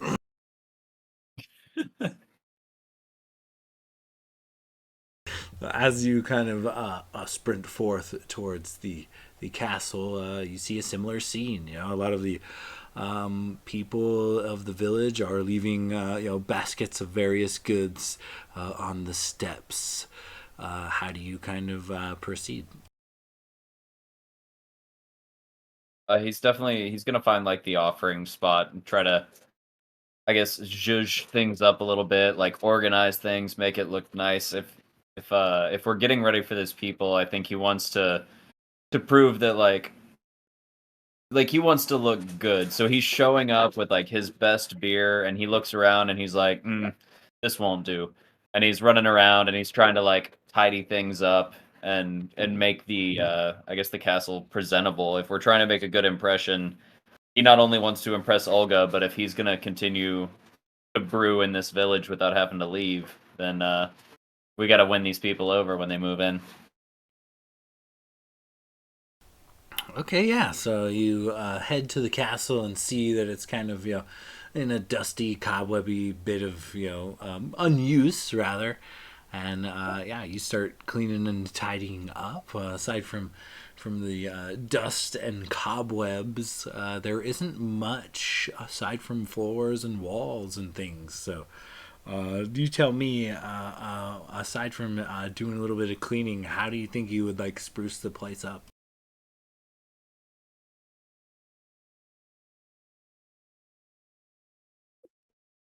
I'd imagine knock the dust off of things. Maybe like if there's drapes or curtains or anything, like open those up, get some natural light in. Maybe crack some windows, air the place out a little bit. Uh,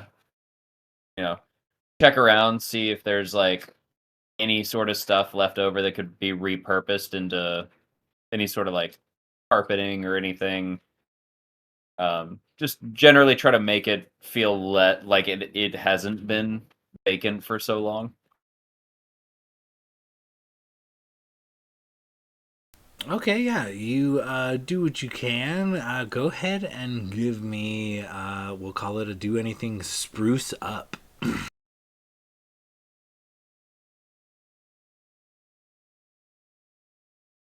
Well, that is a 2. So go ahead and grab an experience point, and as you kind of begin sprucing the place up, it seems like maybe you're just not properly equipped. You might need, a mop and bucket and some brooms and rags and things for what you've brought with you and what you have on hand or what you could find is just subpar. You do what you can, but aside from sweeping the bigger piles of dust out of the doorways and into the corners, there's not a lot you could do with your current circumstance. Can I snoop through the offerings and see if there's anything I could use?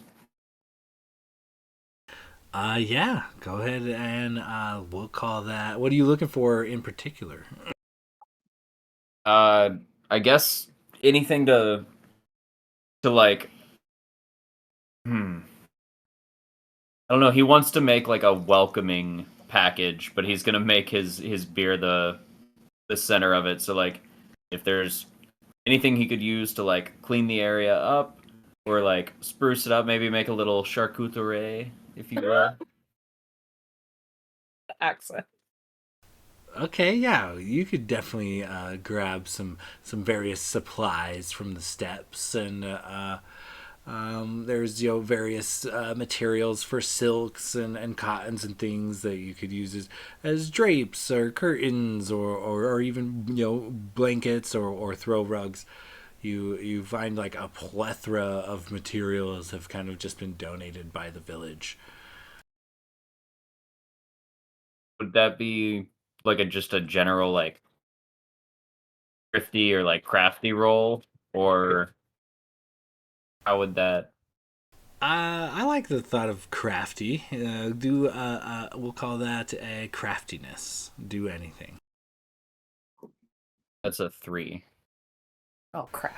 So you get an experience point, but just the abundance of raw materials is kind of you just don't know where to start. You find it difficult to get focused and on a roll. You start several projects at once and finish none of them. Oh, it really is me.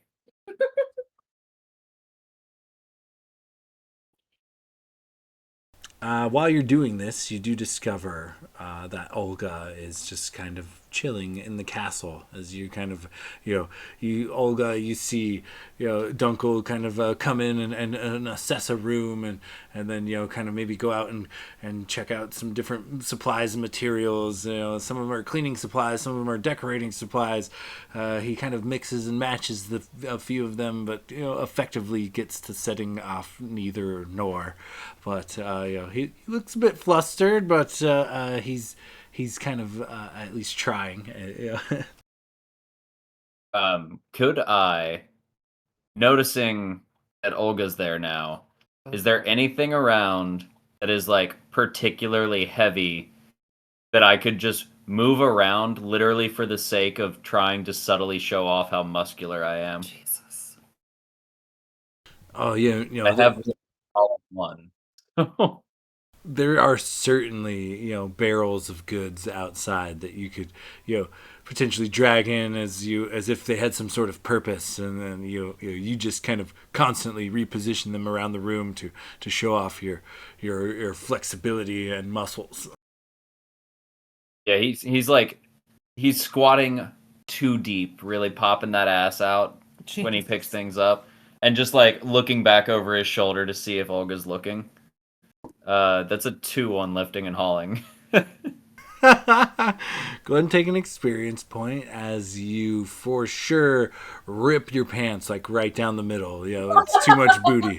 Flex, pulls the tear right down the middle. And Straight up SpongeBob Can I style. can I role play it cool? Just be like, oh man, really been working on my glutes lately. Just popped right out of these bad boys. Okay, we'll call it roll for smoothness. Go ahead and give me do anything smoothness. Ooh, could I use my schmooze? Schmooze. Let me flip a coin here. Yeah, that sounds right. It's 3. A 3? No, sorry. I have a 3. That's 2 6s and a 4. I'm gonna spend an XP to make that 3 6s. Okay. So does that take me to schmooze 4? Schmooze 4, and that is the maximum skill level allotted. So you have now the skill schmooze 4. As you kind of use the schmooze skill, you more kind of will talk up the gluteus maximus of yours as you kind of reveal it to all of those in the room, which happens to mostly just be Olga, but you definitely deflect any shame by just kind of owning what you got. Roll for glutes. Give me a d6 for glutes. Oh, for glutes. What a funny little sentence. glute check. All right, that's a 3. Olga, he's all right. You seem better. Yeah, she Can I is. spend an XP for glutes? Why? Because I have. Yes, you can. The fuck? Does that give me glutes? Glutes 1 or glutes 2? We'll call it glutes too. I think that Alec brings up a good point that I should be able to ignore this if I choose to. Just because he wants to show off to me does not mean that I have to pay attention to him. You know what? You're right. That's fair, but it doesn't. Yes, ma'am. You go, girl. Mm-hmm. Snap, snap, snap. We should Roll call for it resist schmooze. Yeah. Resist booty or Yeah, resist glute. Well, I don't want to resist all of the booties. So let's, I want to pick and choose the booty that I want coming onto me. glute control. Glute control. Nice. Yeah. We'll call it the rejection. The optional rejection. All right. I'm going to roll my D6 for rejection. And I got a 2. Oh, man.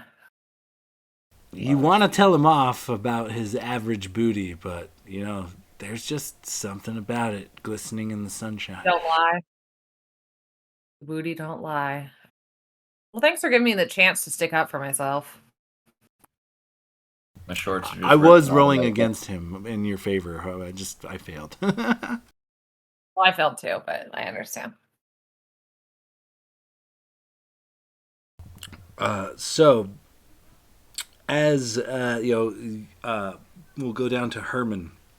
Herman, you notice a lot of the villagers doing the same thing. The young and capable are clearing out, while the young and old seem to be making donations and offerings to the castle. So how do you kind of proceed with that kind of situation? So I think, Herman being a courier and not really having too much to donate himself, that he would take it upon himself to help the elderly people, deliver their offerings so they don't have to climb the steps of the castle, and just, kind of doing his job and delivering these things for the uh, mainly the elderly people.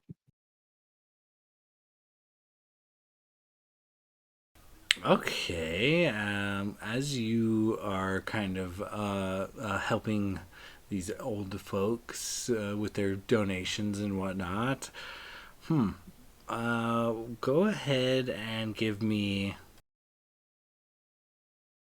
I don't even know what to call it. Do you already have the helpfulness skill?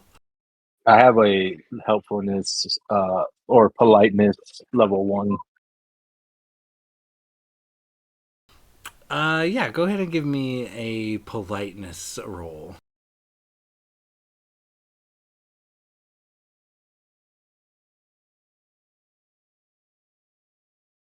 So if I wanted to right now, because I have 4 XP points that I have yet to use, could I use that to make that a politeness too, or at least one of them? Yeah, you can upgrade the skill. Because Herman believes that chivalry is not dead, and that you should be helpful when you need it. More hands make less work. Yeah, if you want to burn a XP to upgrade. Okay, politeness 2, 2d6. Correct. That is 5 and a 2, so 7. So I just rolled good, man. So take an experience point.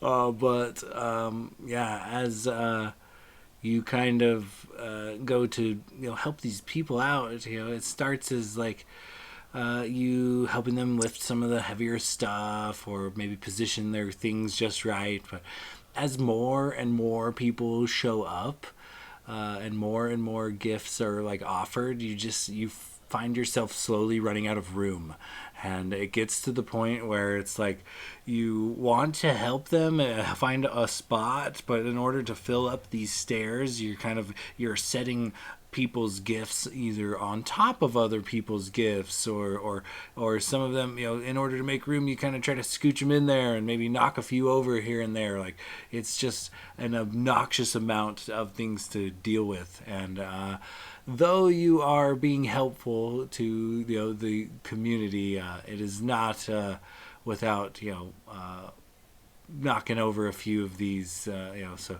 your helpfulness only goes so far, essentially.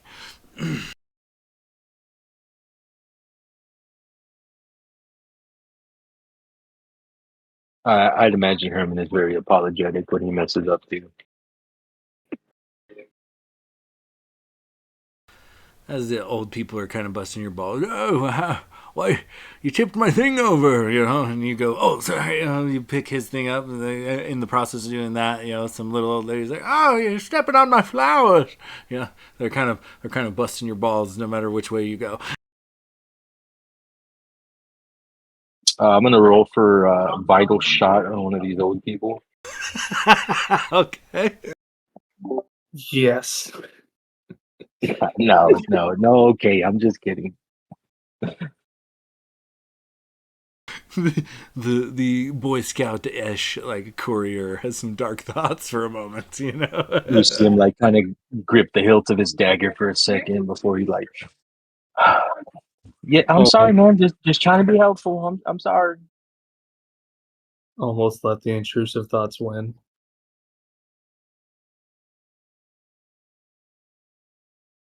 And I'd imagine that in his passing by, if he sees Dunkel, hey Dunkel, not sure if you know this, but just want to let you know that you ripped your britches there, buddy.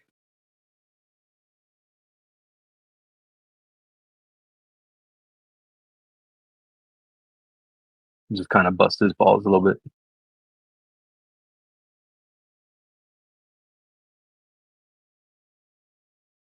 Yeah, Dunkel has, coming in and out of this castle, as he's kind of confused. He grabs a handful of more supplies and heads in, but yeah, you essentially do run into him and point out that his breeches are ripped. That Dunkel does have some nice glutes, though.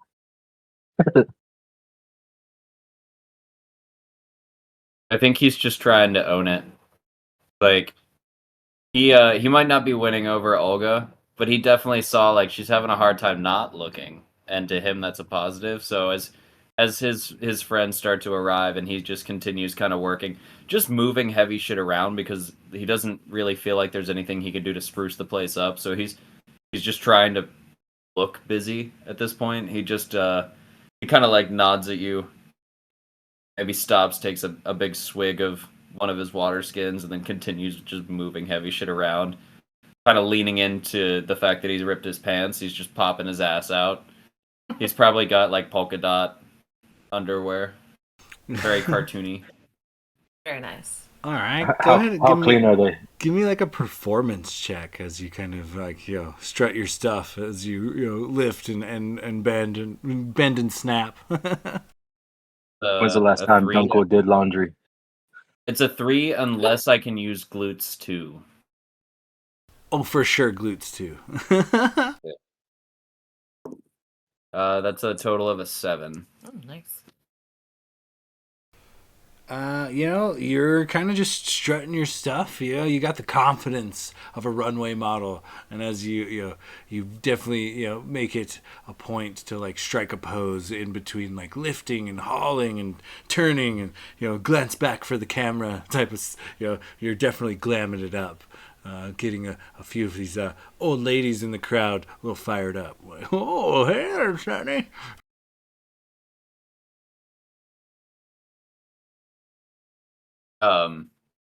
So with the success of its arty glutes 2, does it go up to 3 or does it stay at 2? It goes up to 3 if you roll maximum. So if you rolled 2 6s. Okay, so it just maintains then. All right, Correct. no worries. So, as you are, triumphantly using these glutes to mesmerize a small crowd, and Herman is kind of doing his thing to try to help some people out. Olga's kind of sitting in the dark and within the castle. That brings us kind of down to, I believe, Jeffrey. What do you do at this point as you see many individuals of the village kind of bringing offerings, and while others pack their things and leave? Oh, I would still be trying to butcher as much meat as I could to get ready for when the nobles get there. Okay, and you do have like a fresh hog as well. So go ahead and give me, we'll call it a butcher check.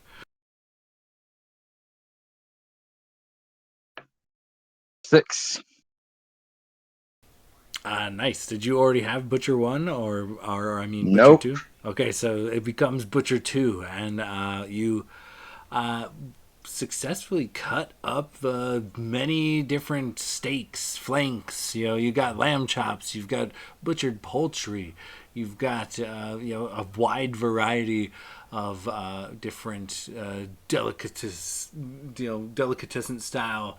You've got salamis, you've got sausages, you've got hamburgers, you've got a wide variety of cuts of a wide variety of animals, including some more rarer or more recent cuts.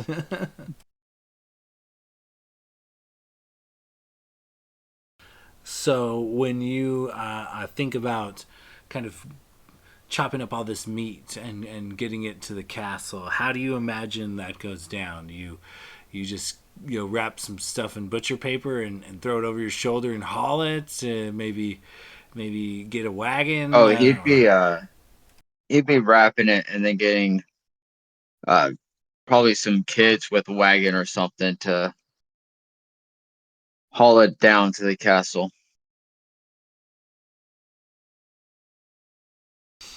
Okay, yeah, you probably know a handful of youngsters in and around the area. Go ahead and give me, we'll call it a friendliness check to see if you can convince them to help you out with this chore. 6. Nice, take friendliness too. And as you kind of, what do you say to these kids to get them to help you out and haul a big heavy cart of meat to the castle? All right, this is a contest. Whoever delivers the most meat the fastest wins a free steak. Free food? And they begin to haul the wagon.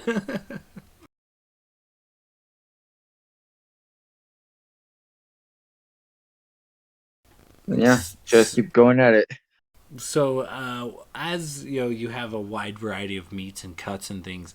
What type of meat specifically do you think that you would send to the castle? Are you doing like high end cuts of like mutton, maybe beef, or is there like a particular blend of sausage you want, or maybe a ratio of last night guy to, pig. I don't know. Oh, I'm sure it'd be just some of the steaks, some of the roasts, uh, sausage, wild boar chops, T-bones, New York strip, porterhouse. The whole works. Nice, very nice. Yeah, you can't skip on that shit.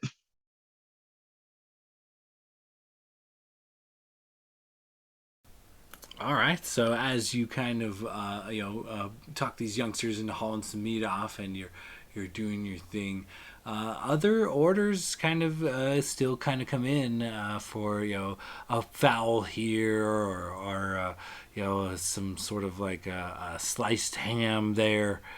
And yeah, business is kind of it's booming.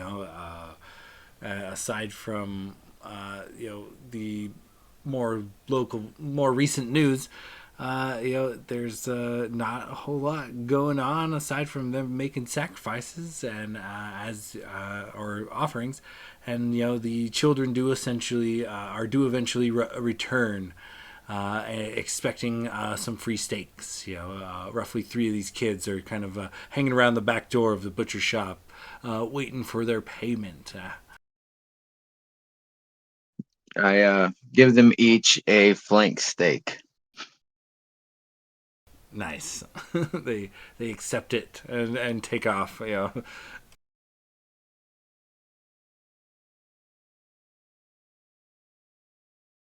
And so I think as you are butchering away, Hunter the huntsman, I think we last left you bringing down a couple of deer in the nearby woods.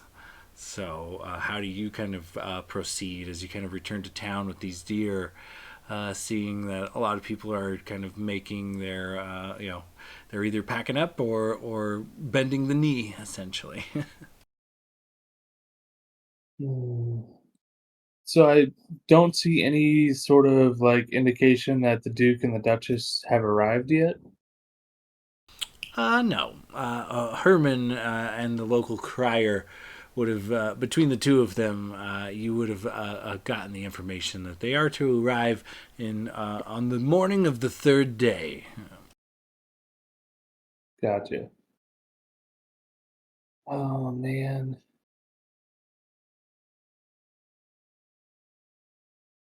The Duke and the Duchess arriving kind of fits the bed of my plan of just squatting in the castle. Um, well, I mean, for starters, he'd bring all like his kills to Joffrey at the butcher shop. So he'd start with that. Um, Probably help like field dress him, skin the deer and whatnot. Take the antlers for himself. Ooh, that's something he could do. Yeah, he would. Is there a tax? Would I know if there's a taxidermist in our town? I mean, there's probably tanners and leather workers. It's not unreasonable to think that there could be a taxidermist here. Okay. Um, could I cut the heads off of the elk? Or the what was it, like a deer or elk or just unspecified? Oh yeah, you got a couple of stags, a couple of good sized deer. Yeah, I would the stag with the biggest rack of antlers. I would cut the head off and I mean drain it first, so it's not just I'm not just walking down the street with a bloody stump. But I would try to find like one of the tanners or the leather workers or some sort of taxidermist to see if they could um, turn this into a nice mounted stag's head for the wall of the Duke, like, wall of the castle, since I don't think I will be able to convince a Duke and Duchess who know that the king is dead that this is now my castle. So I'm kind of flipping the script and I'm just going to kiss their ass. I like it. I like it. Go ahead and give me a. We're gonna call this remove head. Do anything one. Oh man, this could be a potentially interesting skill later. That is a fucking 6. Nice. Remove head 2. Go ahead and add that to your skill list. As you What a skill to have. expertly, professionally remove the heads of these 2 deer.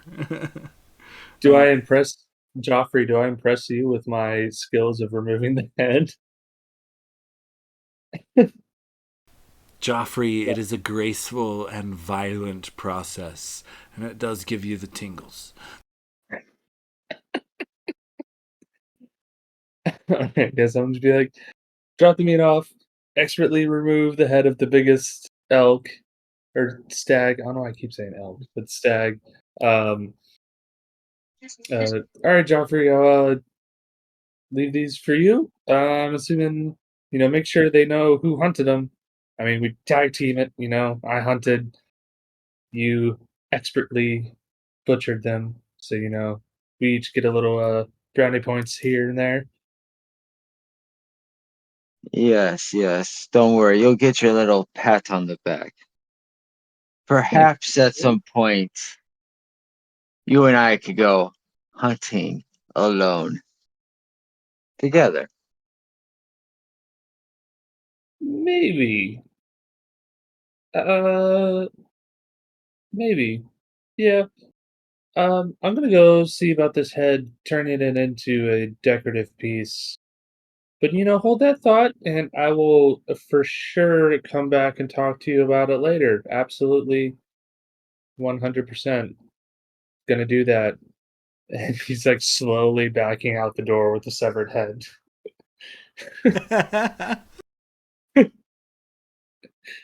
Yeah, and I'm just gonna try and find someone in town that could possibly turn this into like some sort of like decorative art piece to hang on the wall. Oh, for sure. There's definitely an artisan or two. Go ahead and it's not that you can find them. It's what are you going to offer them? Go ahead and give me like a haggle. Do anything. Okay. Well, that's a 5. Not bad. Yeah, you for a bit of meat, you do haggle for the process to be begun. It's something that probably take overnight to completely knock out, but they agree to mount the horns and make like a very professional looking type of huntsman's trophy type of situation. Now, maybe we can, spread the love around. As I spoke with Joffrey earlier because he's butchering the rest of the body. Maybe like inscribe on the bottom or on the edge, like hunted by hunter, uh, crafted by. I definitely Crafter. knew the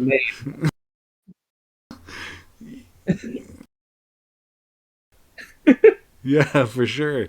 He kind of looks at you, cocks an eyebrow as he kind of takes out a whittling knife and starts carving your name in the side of this little trophy that he's about to mount. All right. Yeah. Once I saw that was fit, I'd probably honestly want to explore the castle too.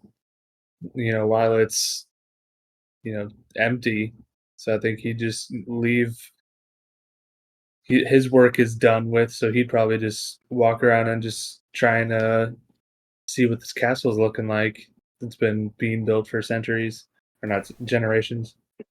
Okay, Herman yeah. would like to sneak around us on Hunter while he's doing that. You fucking creep.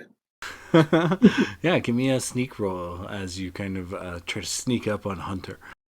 I use an XP to make it a 3d6. Okay, excellent. Oh boy. That's 5, 4, and a 3, so 12 total. Man, I only rolled an 11. Lame. I was proud of it. I was like, you almost had me on the money. I was like 5, 4, and a 2. With that, yeah, you are like a shadow, kind of stalking this hunter, the huntsman. Hunter, as you make your way towards the castle, you see much of the same. A lot of these offerings, various goods and supplies and foods and things are kind of cast at the castle steps. But as you enter the castle and look about, you see more, it's not very welcoming. It's very kind of dirty and dusty. The small portion that has been cleaned looks like it's been cleaned, less cleaned and more brushed aside, as you notice that Dunkel Stout Mug very laboriously and effort with maximum effort lifts like some heavy benches from one side of the room to another, and then a couple of kegs, and he seems to just be rearranging the same heavy furniture in the same like main room over and over again. Glutes fully revealed, while Olga ponders life and potentially sneaks a glance once and again. I think he raised an eyebrow in curiosity at the bare glutes and the pointless moving of furniture. Um, but I think Hunter would start exploring, seeing if you could find any like hidden passageways or sort of I don't know, like servants, uh, like servant hallways. Like like back in the day, they used to have like small narrow walkways like in between the walls for the servants to like move effortlessly throughout the castle or like the manor or like stuff like that. So I think you try and see if there's any of those for potential. Okay, yeah. Go ahead and give me. We'll call this one explore. Give me an explore. Do anything roll. God damn it. My dice tower little hole thing is not the best for d6s. Oh shit, that's a 6. I'm on a fucking roll. All right, explore 2. Add that to your skill list. As you kind of explore the various nooks and crannies of the castle, there's several chambers. There's like a throne room main hall. There's like a kitchen area. There's like a royal like personal quarters. It looks like some servants' quarters and things. There's a royal like washroom, and there is several hallways and corridors that lead out to like the grounds and the like stable area outside. There's several large, long like stairwells that lead up to the upper floors and other rooms. But everywhere you go, everywhere is empty. Every room, just a bit of dust here and some cobwebs there.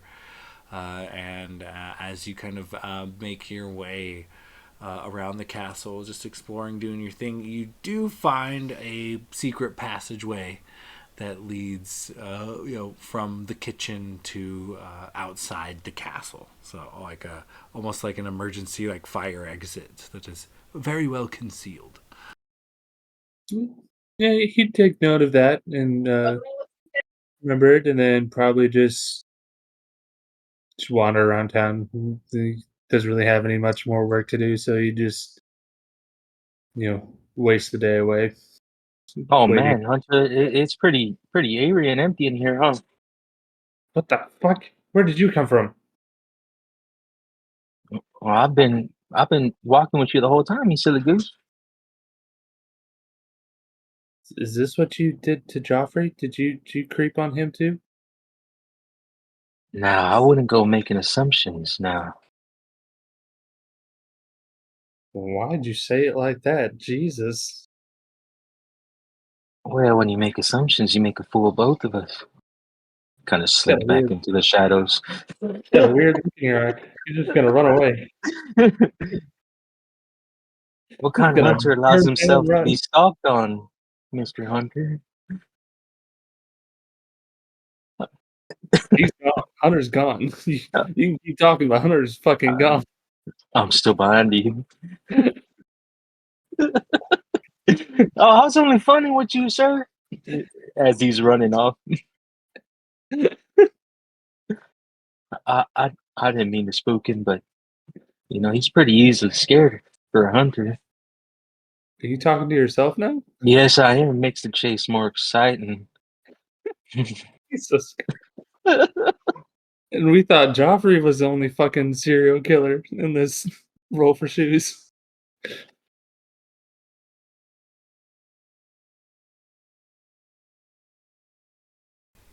So, as you guys converse in this, kind of echoey castle chambers, you do hear from the outside the old the priest, the or not the priest, the gypsy, the hobo type of person, and he seems to be kind of riling up the crowd, telling them that they should do things like, look at this castle. It's in ill repair. You're going to gift this to your rulers. It needs cleaned. It needs furnished. It needs supplied. And he just kind of, has got them all in a tizzy, worried about the, state of affairs of the future. He does talk several of these villagers into, bringing the supplies inside at the very least. But most of these are young children or very elderly villagers. Very few of them are capable. But alas, many of these supplies are gathered and brought into the castle proper, kind of where Dunkel is periodically finding the heaviest item in the room to adjust it several feet one way, a little to the left, a little to the right, back and forth.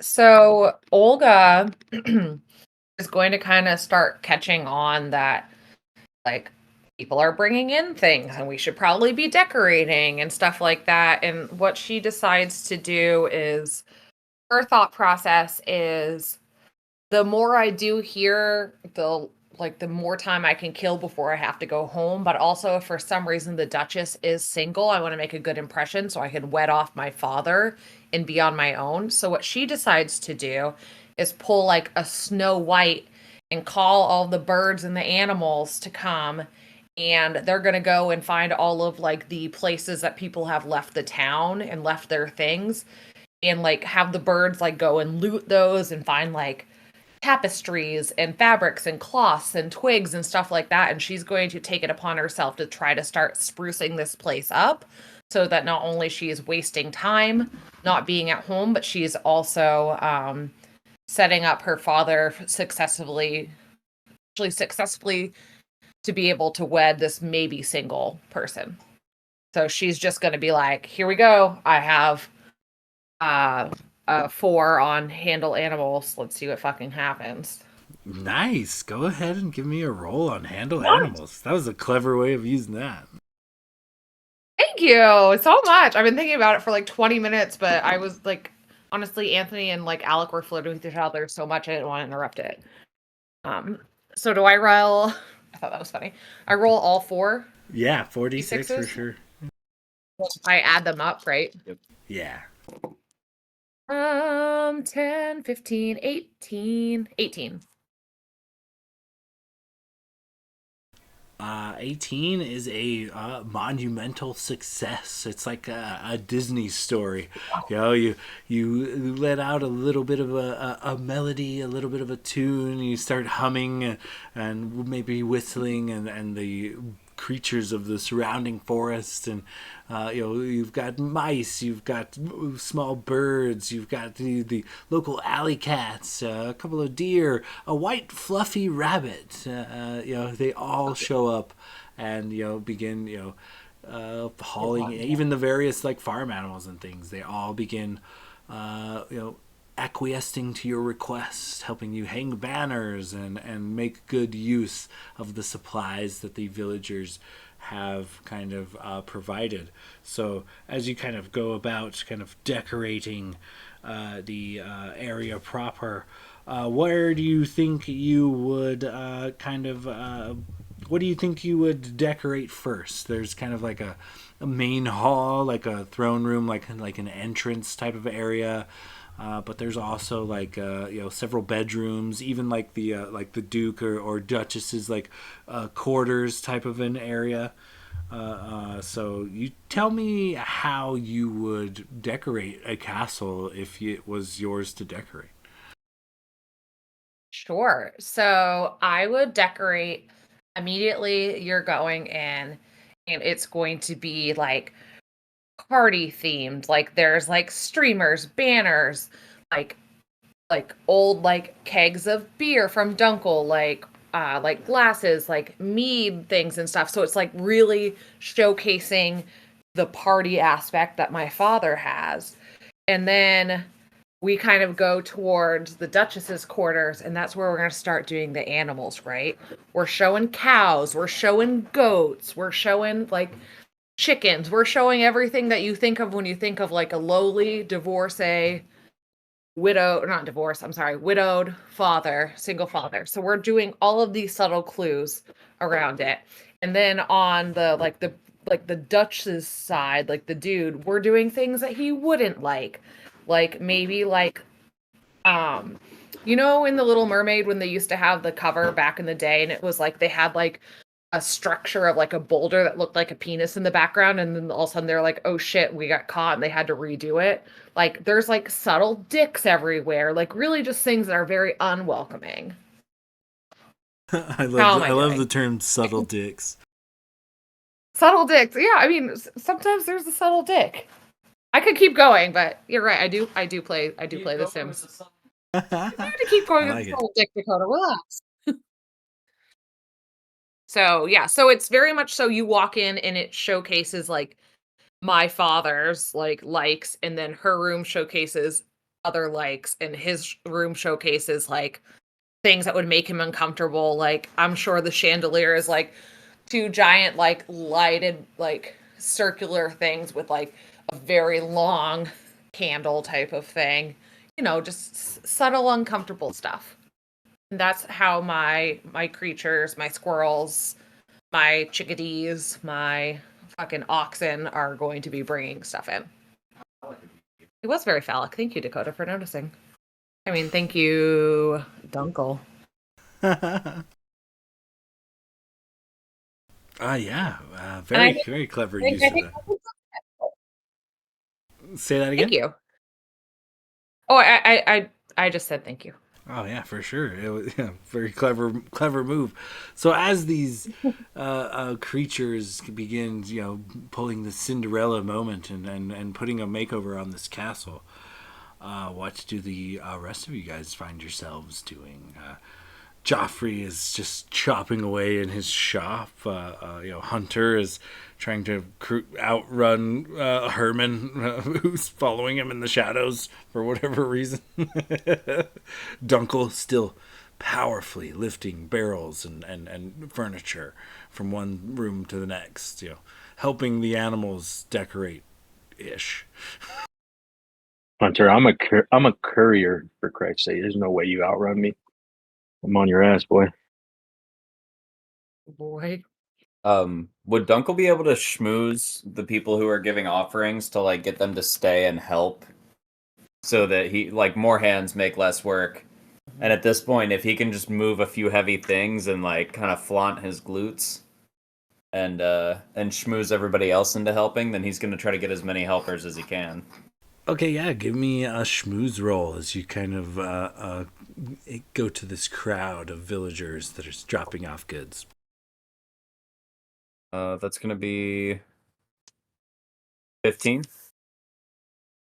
Oh wow, yeah, 15 does the trick as you schmooze a handful of helpers into this castle to lend a hand. How would you have them lend a hand? It looks like the throne room, like main hall area, and like the royal personal quarters are kind of getting their own like little touch up from the animals and things. But there's still other areas. That may need a little attention. There's like a kitchen area. There's like a royal washroom area. There's like the other quarters of various individuals aside from like the dukes and duchesses and things like that. So how do you think you would put these people to work? I think he would head to the kitchen and start getting like the kitchen cleaned up because you can't make good food in a dirty kitchen. And he would schmooze somebody like maybe some of the younger, like faster people to go back to his like brew house and grab as many like fresh herbs and different like adjuncts that he could maybe use to like make a I guess almost like a medieval like bath bombs to put in the bathroom to make it like more homey and like just try to generally like decorate and spruce.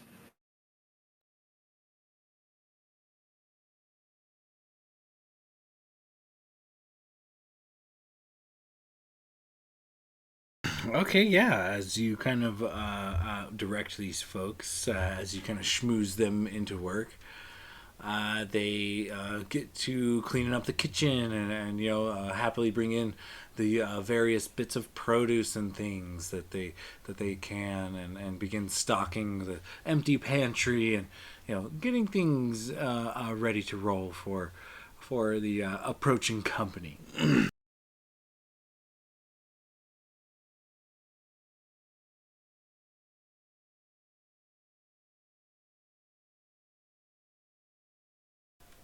So as you guys, kind of do your thing, getting these folks to help, and the various critters and animals and things,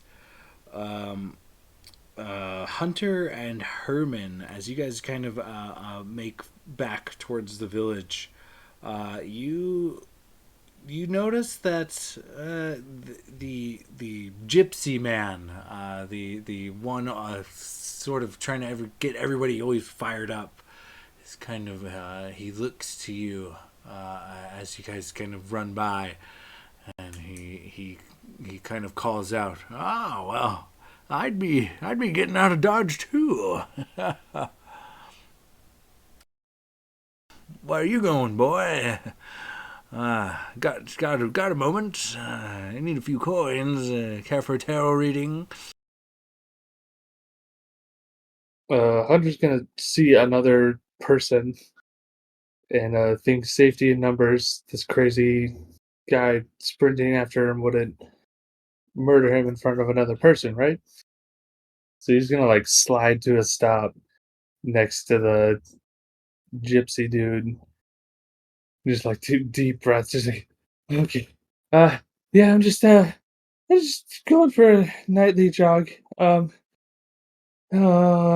yeah, what do you mean getting out of Dodge? Why? What do you it's the end of days again? Yep, end of days every Sunday through Monday. Oh, okay. I mean, sure, why not? Here's a couple copper pieces. Give me a tarot card reading.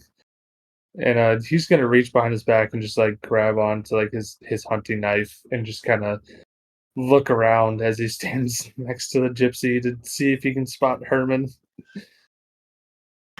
As you kind of peek around, I mean, that could technically be a skill. I mean, we could call that a spot Herman do anything.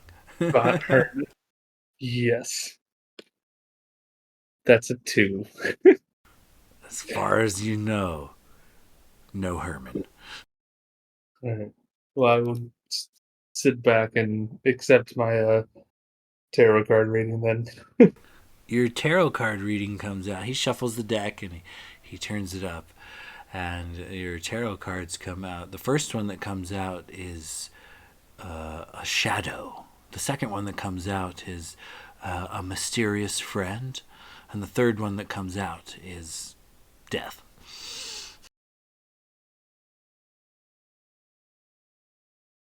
Oh god. Hunter's gonna see all those. Jaw's gonna drop. He's gonna like dart his eyes around again. Yeah, buddy, I'd say you're pretty fucked. Good luck. God damn it! He's just gonna run back. Fuck.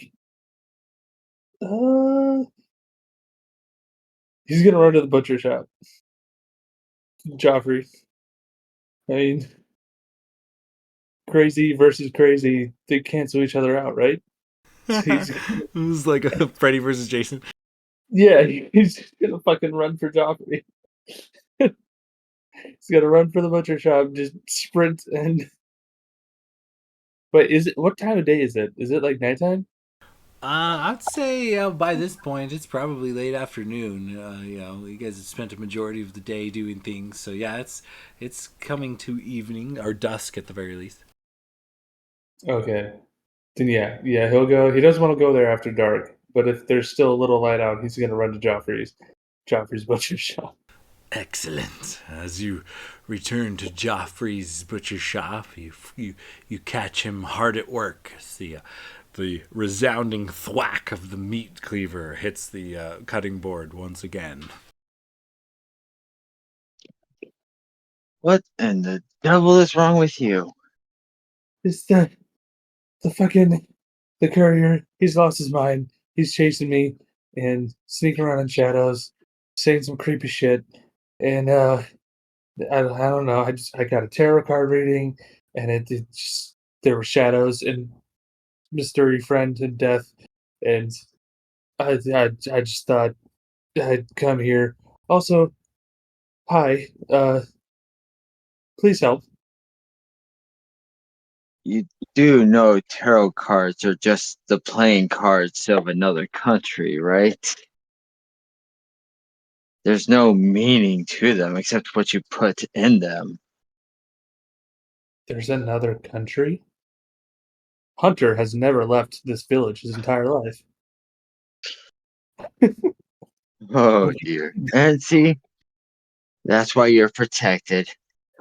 Because if you disappeared, everyone would know.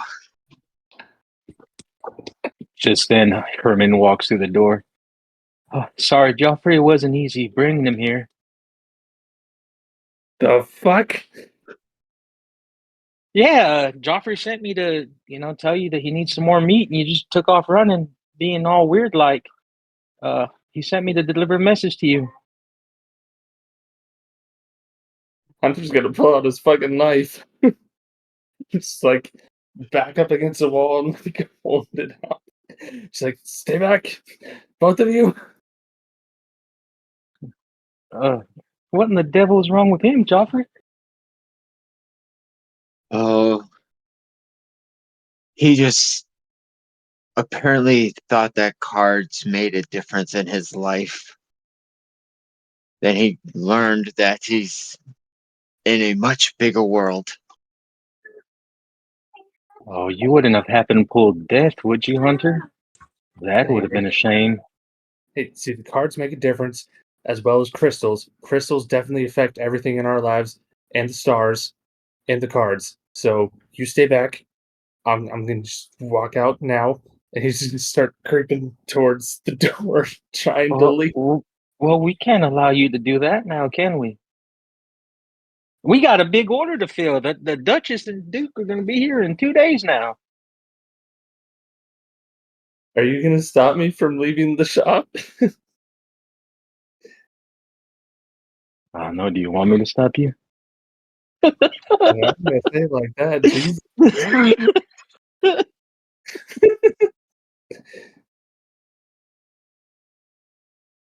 No, Herman will step to the side. He's gonna slowly back out. Joffrey, I'll probably bring more deer later, but I might drop it off at the door and knock and run away. But we can still do business. Herman, I don't want any mail. And then he just runs off. Oh, well, the mail never stops, Hunter. If you got letters, I'm gonna bring them to you. You have a good day now. Be safe.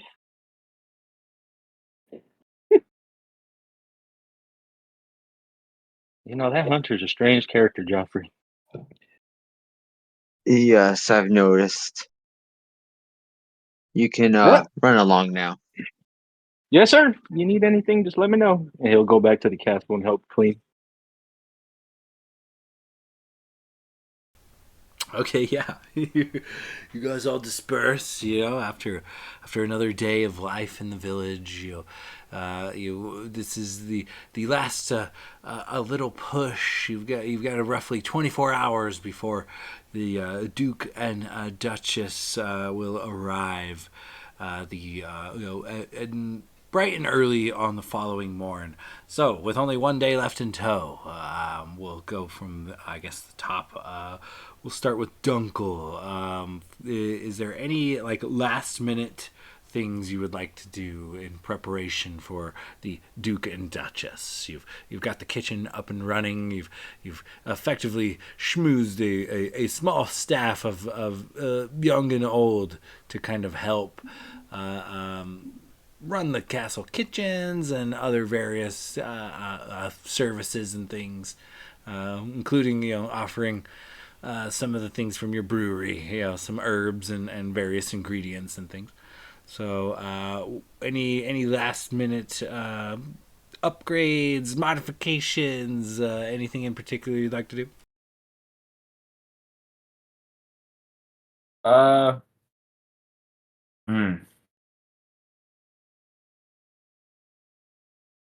think he would try to make a specific maybe lounge area, some feng shui to set the mood. Ooh.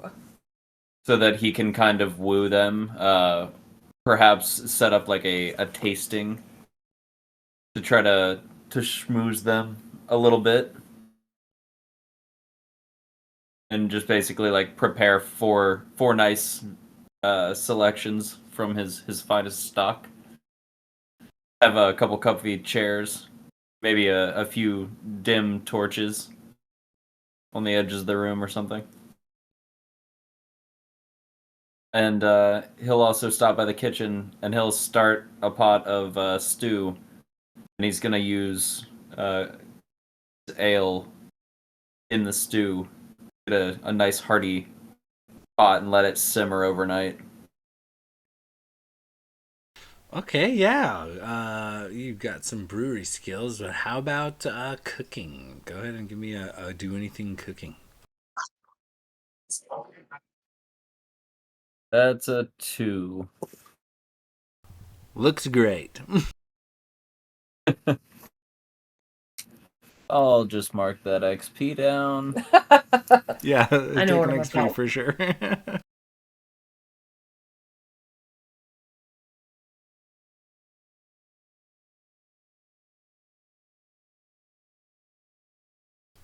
All right, so moving on down, Olga. About a day or so before the new rulers return, you hear a lot of people talking about the castle needs cleaned and furnished and supplied, as well as maybe someone to serve a meal or something. And so, as you guys are kind of tackling all of the rumors as they come in, how you've got 24 hours or so to make any last adjustments.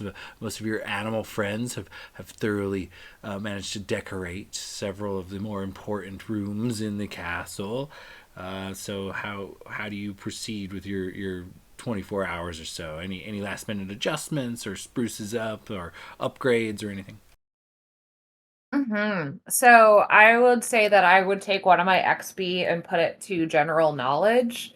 But the first thing I would do is make sure with my acquire alcohol, I would just go around and make sure that Dunkel supplied enough booze everywhere. Like maybe I kind of give them a little bit of a side eye while I'm like looking around and just making sure that they're set up. Do you need me to roll for glutes? Do you need to roll for glutes? I mean, what's your confidence level? You said the side eye. Yeah, because I rolled a 2 earlier, so I'm constantly giving you a side eye. It's not the point of my turn. You just rolled like a 20 or a 12, didn't you? No, I got a 6 and a 2, but I've got XP, so I could go up to No. glutes 3. It's a very minimal part of this. We'll let it go. Okay.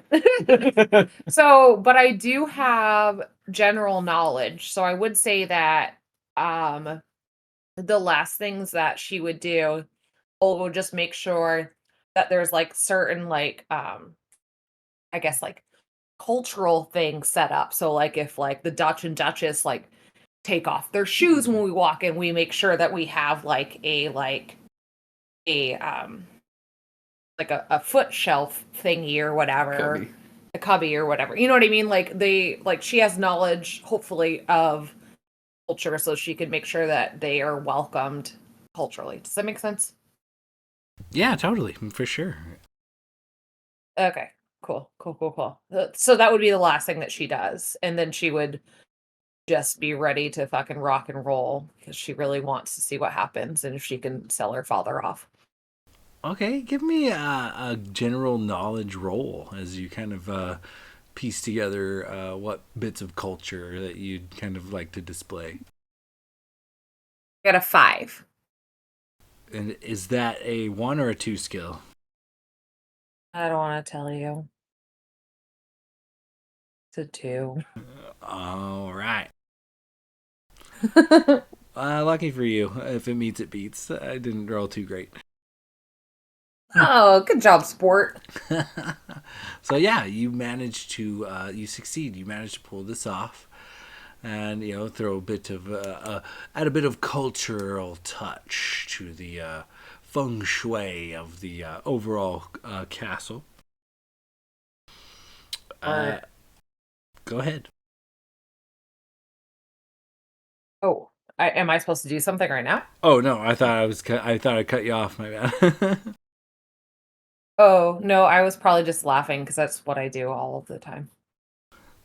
All right, so from Olga, moving down to Herman. Herman, the delivery service, kind of comes in as normal. Your superior's a little grumpy, a little ornerier than the average, but for the most part, yeah.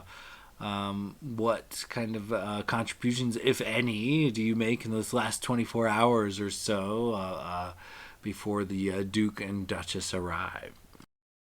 Just a lot of more of the same, where helping move stuff up to the castle, or helping cleaning when he's up there, helping Joffrey move the meat, uh, trying to help Hunter, but I imagine Hunter's like just kind of avoiding him. And just trying to make himself useful in general, because I mean, as a courier, he really doesn't have much to offer other than his self. Okay, give me just a helpfulness. Do anything roll. Can I use my politeness, because that's a skill too? Yeah. That is a 8 total. And what is that, a 2 or a? Yeah, I rolled a 5 and a 3. Okay. Lucky you. Meets it beats. So yeah, you successfully navigate and around the castle and pitch in where you are needed. There's a few spots that you could see yourself kind of fitting in.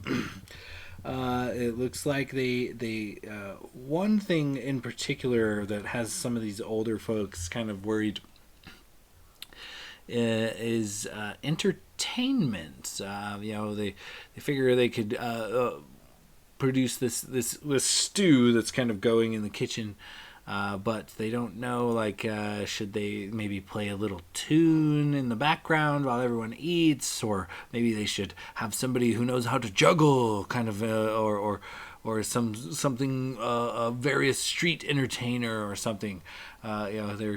they're worried that they might need some sort of entertainment for such esteemed royalty, and they are unsure as to where to look. And so you offering to kind of help and step in for everyone, they kind of look to you. What do you recommend for some sort of light dinner entertainment? Well, I reckon we do all the above. Really go all out for these nobles. I mean, if we entertain them with a hodgepodge of different acts, I mean, they're more. I would assume they're more likely to appreciate it.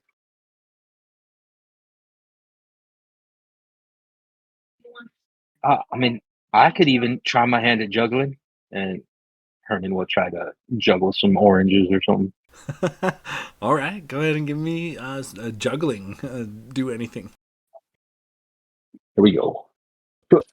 That's a 5. Oh, that's a success. You successfully juggle some oranges for a moment and get a light applause from some nearby onlooking villagers. So that becomes I would have a juggle 1 now, right? Correct. Yeah. I mean, I'm used to juggling different, tasks and stuff. So it would make sense that, yeah, I've never done it, but shoot, it's not too bad. I mean, I could juggle if you need me to.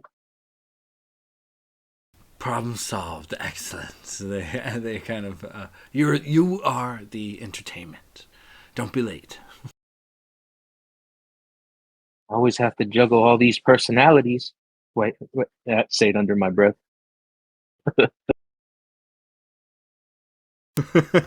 And with that, as Herman begins a juggling routine, Hunter, where do you find yourself in this type of scenario? You've got roughly 24 hours before the new rulers arrive.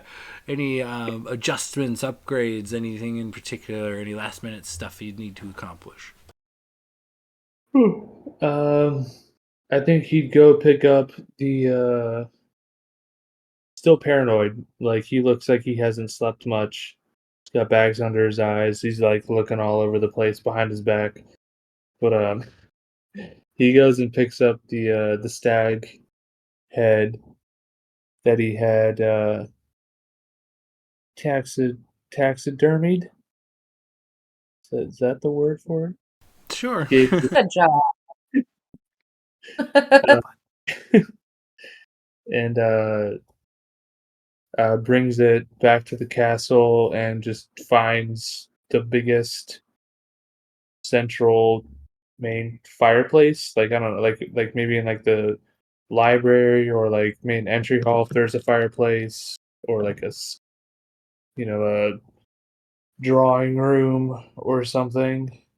Okay, Dining so hall. the best two places to have the fireplace like kind of mount here is you'll have to choose. You could either put these like trophies kind of above like the mantle in the main hall, like the main entry hall, or you could put it in the royal personal quarters. They also have a fairly nice fireplace. So, which one would you prefer? Like, All right, so there's one royal quarters. Didn't one of them have a bunch of dicks in it?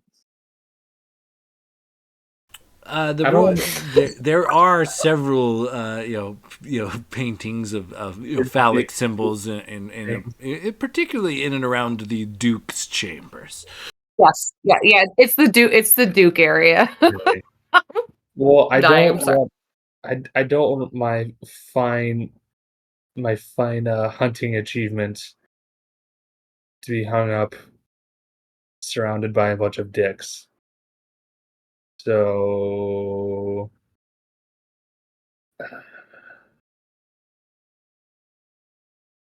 I put in the Duchess's uh chambers, the one without all the dicks.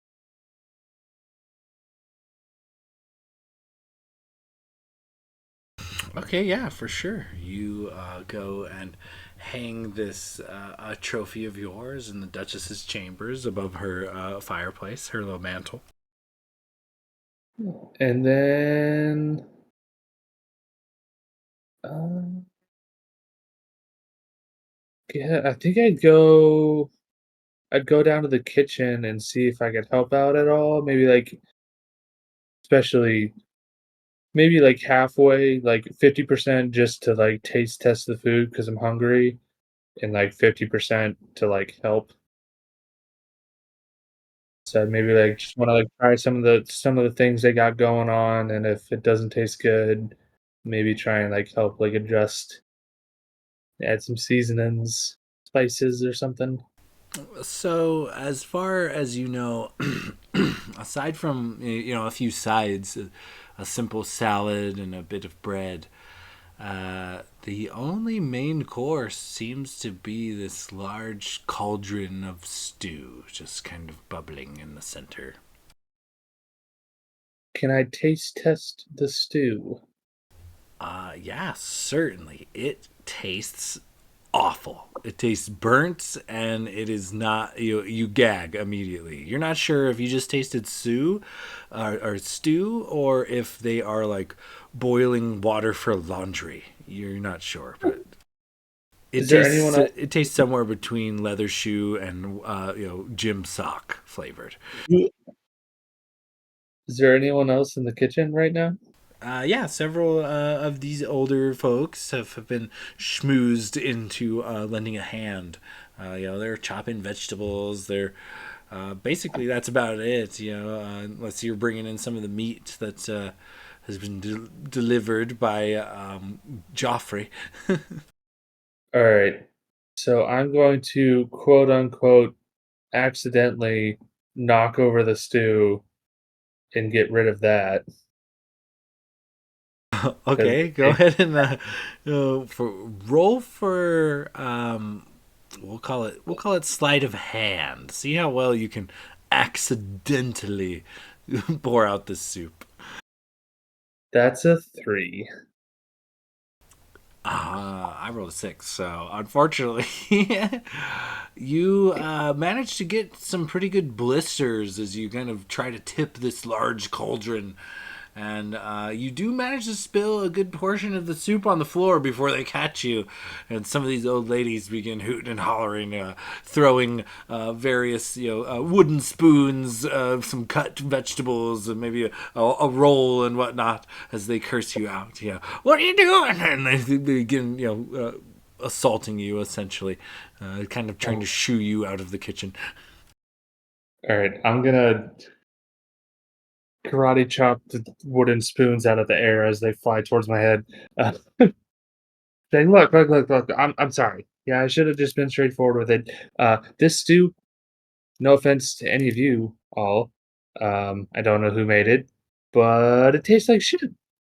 So we're gonna scrap it. We're gonna start fresh. Um, we got some fresh meat here, which I myself helped hunt. No big deal. It's nothing crazy, just down to like 4 elks, but it's fine. Anyways, we're gonna grill up some nice meat, get some steaks going. You guys are cutting some vegetables. We can get some nice sauteed veggies and have a nice little spread. But I don't think the stew is gonna cut it for the new Duke and Duchess. I think we gotta start over. So you guys keep on those veggies. I'm gonna start on this here slabs of meat. Go ahead and give me a cooking do anything roll. Okay. Oh boy. This is the fun part of D&D. You can talk yourself up and it all sounds great, and then you can either roll to match it or you roll and it doesn't. And that's another 3. So you take the cuts, you season them to how you prefer them to be, and you begin, grilling up some of these various meats and things. And with that, as you're kind of helping out, grill some of these various goods, that is Jeffrey. Jeffrey, as you've spent quite a bit of time in your butcher shop with your tools, doing what you do best. Is there anything in particular the day prior to the arrival of the new rulers that you would like to do? Well, I figure after he had all the meat butchered and ready to go, he would have then worked with the cook masters to find the right wood for smoking and uh, seasonings for the meat so that it doesn't taste like ass. Even though stew's ass is in this stew. Okay, yeah. So as you kind of go about, gathering these like herbs and hickory thing, woods and things to kind of help kind of deliver this foodstuffs, rather than cooking, go ahead and give me a do anything. We're gonna call it gourmet. That's a one.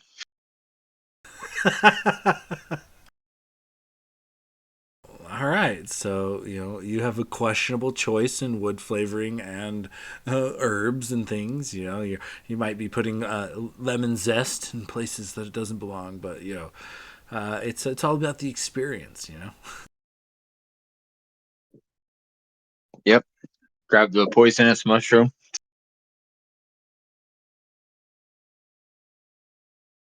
So as you kind of gather up all of your ingredients,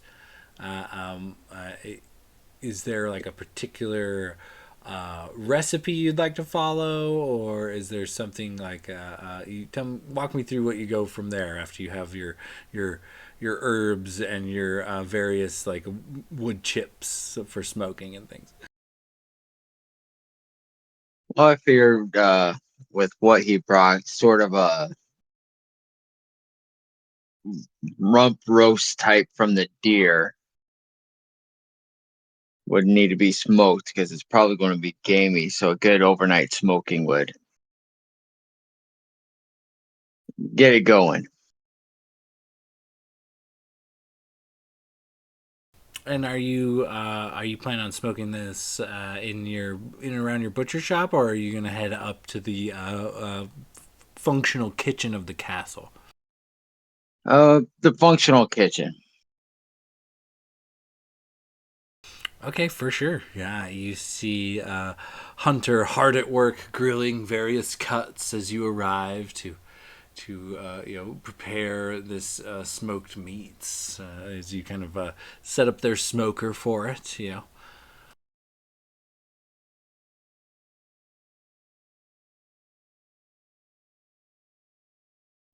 Yeah, then just since I rolled such crap, he probably takes like an or an orange wood and throws it in with a veal or venison.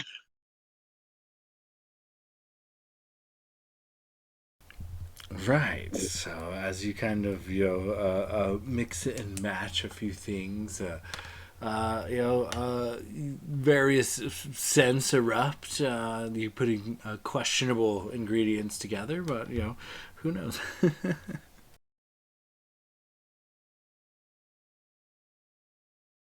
So, with you guys kind of putting some final touches on the various things going on in and around the castle, uh, finding little sleep this night as your new rulers, this Duke and Duchess, are set to arrive in the morn.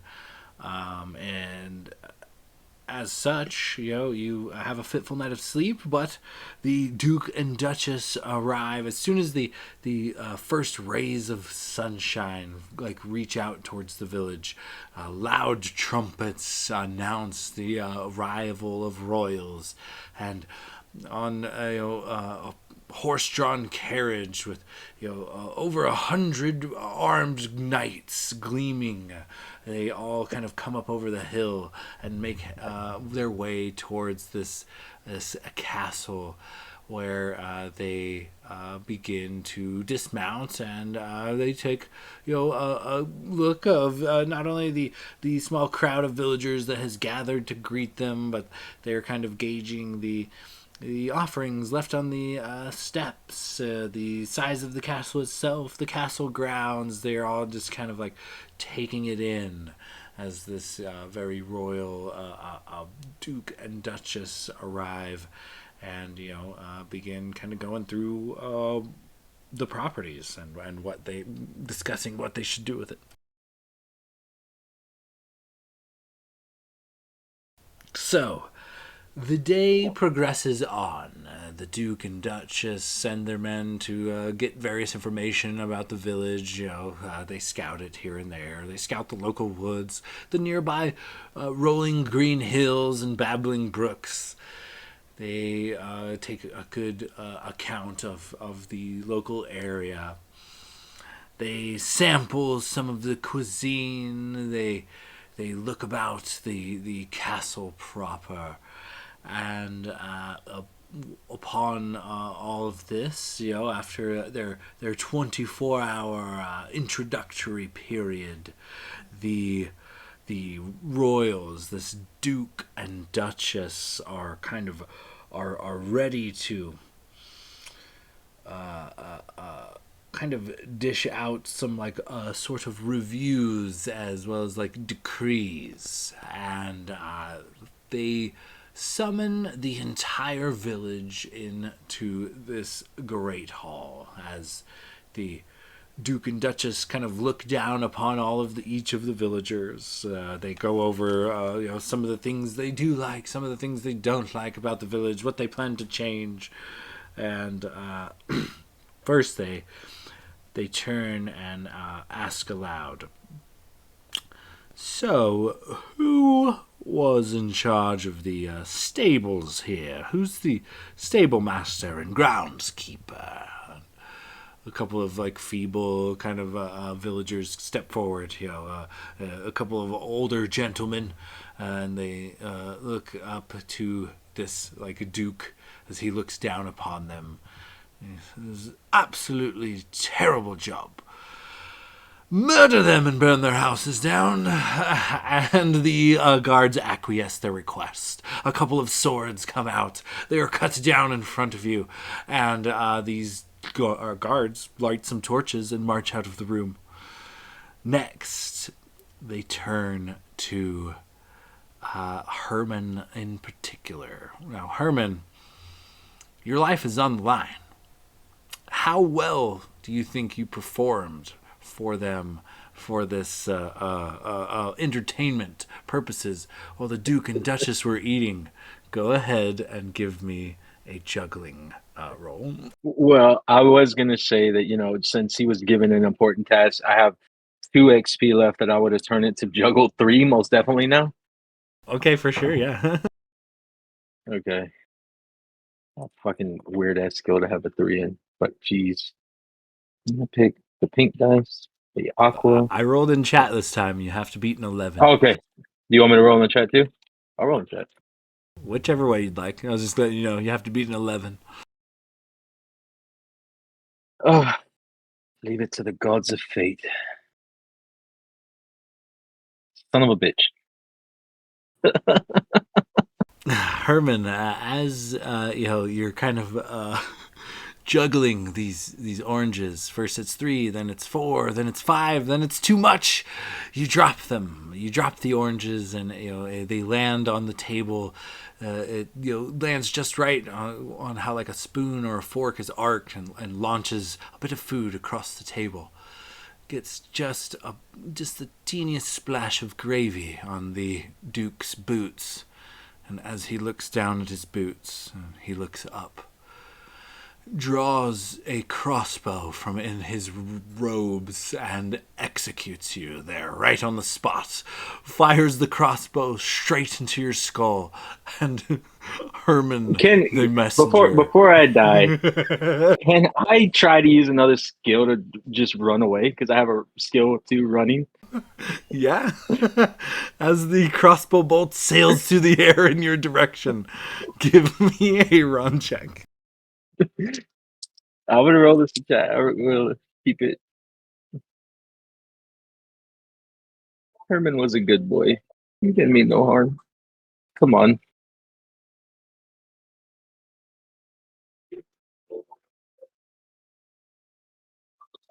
My bad. Oh, Herman, you're just fast enough. The crossbow bolt that was meant to execute you sails by and into the crowd of villagers, executing someone else instead. As Herman beats feet and flees from the castle, the reviews and whatnot continue. The topic soon turns to the throne room, in particular, and the Duchess calls out, "Yes, who was responsible for the decor here?"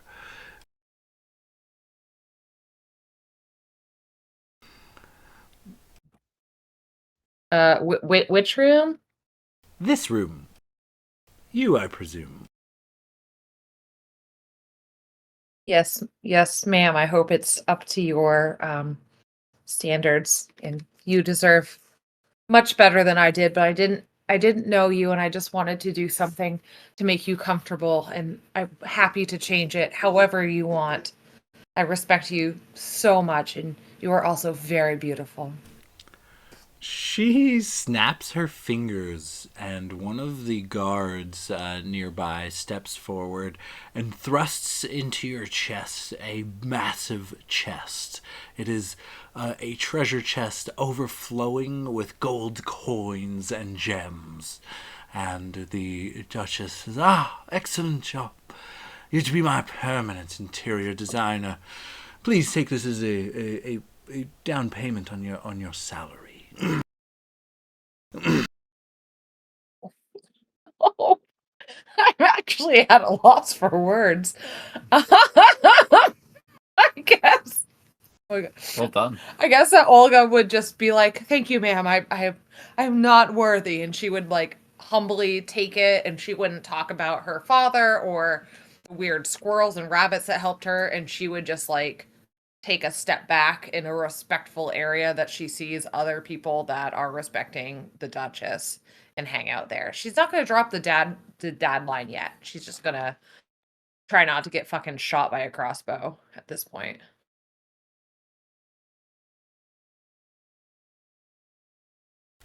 And with that, they kind of continue on. They talk of the royal washroom is brought up.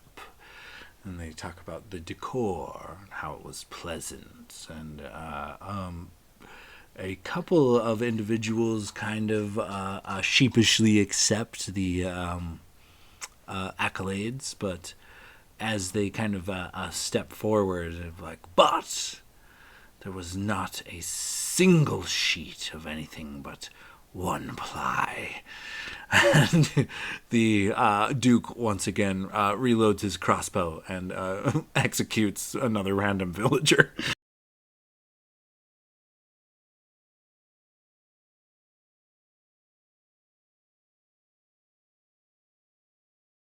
With that, the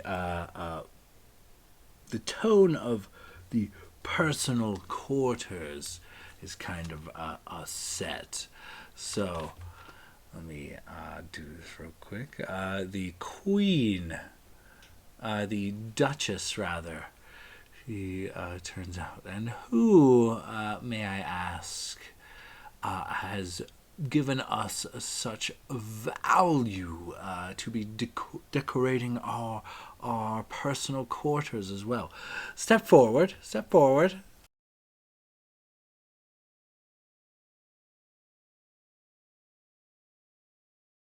Well, Olga's gonna look over at Hunter first.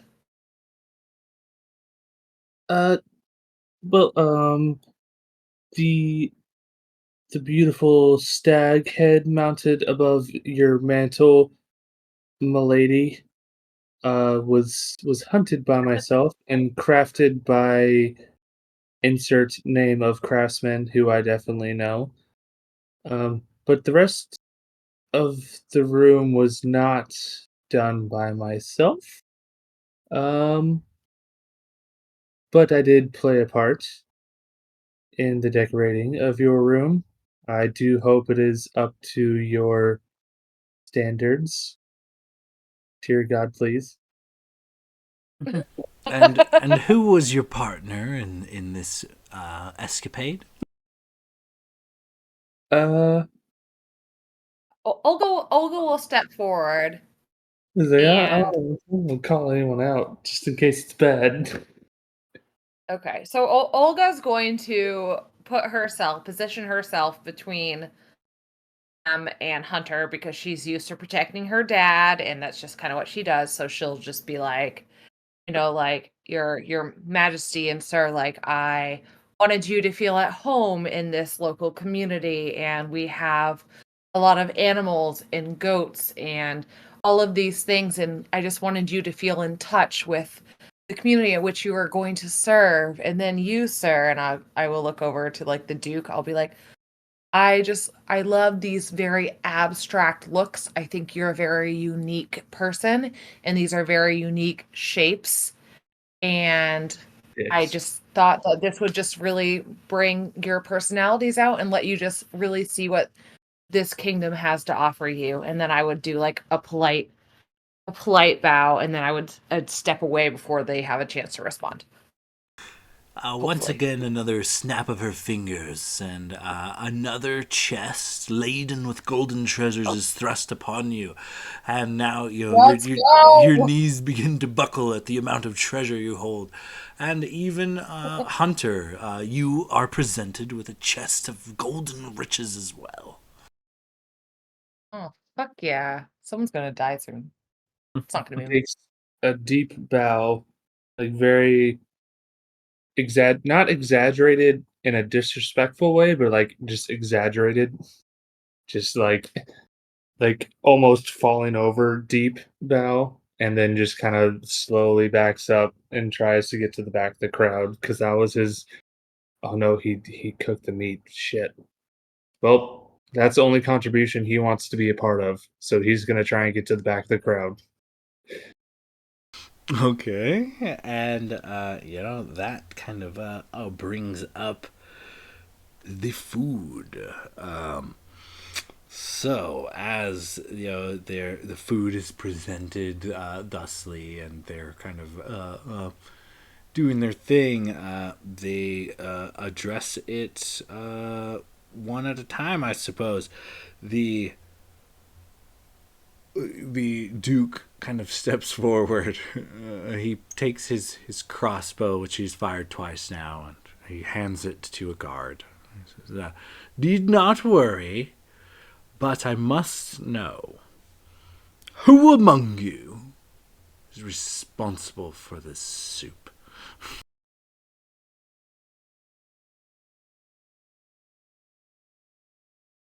I believe that would be me, and Dunkel will make his way forward.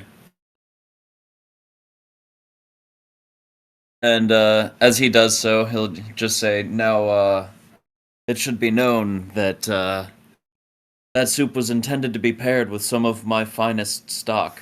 And then he sort of showcases the flights uh, that he made, like the tastings, and he sets a paddle with 4 glasses down for each of them, and basically attempts to use his glutes and his schmooze to save his fucking life because he didn't get to spend enough time in the kitchen, and he's probably gonna die. Ooh, I guess we're gonna have to find out. So when you pair this soup with your ales or your various brews, and the Duke and Duchess sip upon. Go ahead and give me. We'll call it what do we call it? Brewing check. How could I well did just- you brew that beer? Oh, okay. Can we? Is it 2 checks then? Because I'm trying to schmooze them, be like over the top, and Oh, you know what? I like that one better. Let's roll with schmooze. How much schmooze do you got? that's a. Let's see, 5, 4, 9, 10, 16.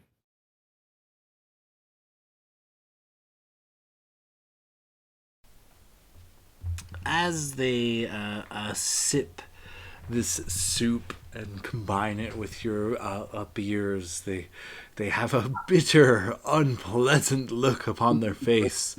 They kind of give a bit of a gag, and they're like, ah, it's just these local flavors. They leave a little to be desired, but in all fairness.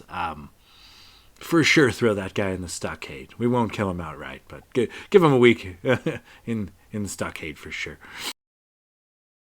I humbly accept my punishment, and I apologize. It's horrible, just so you're aware. I thought about murdering you. That's how bad it was. Death was on my mind.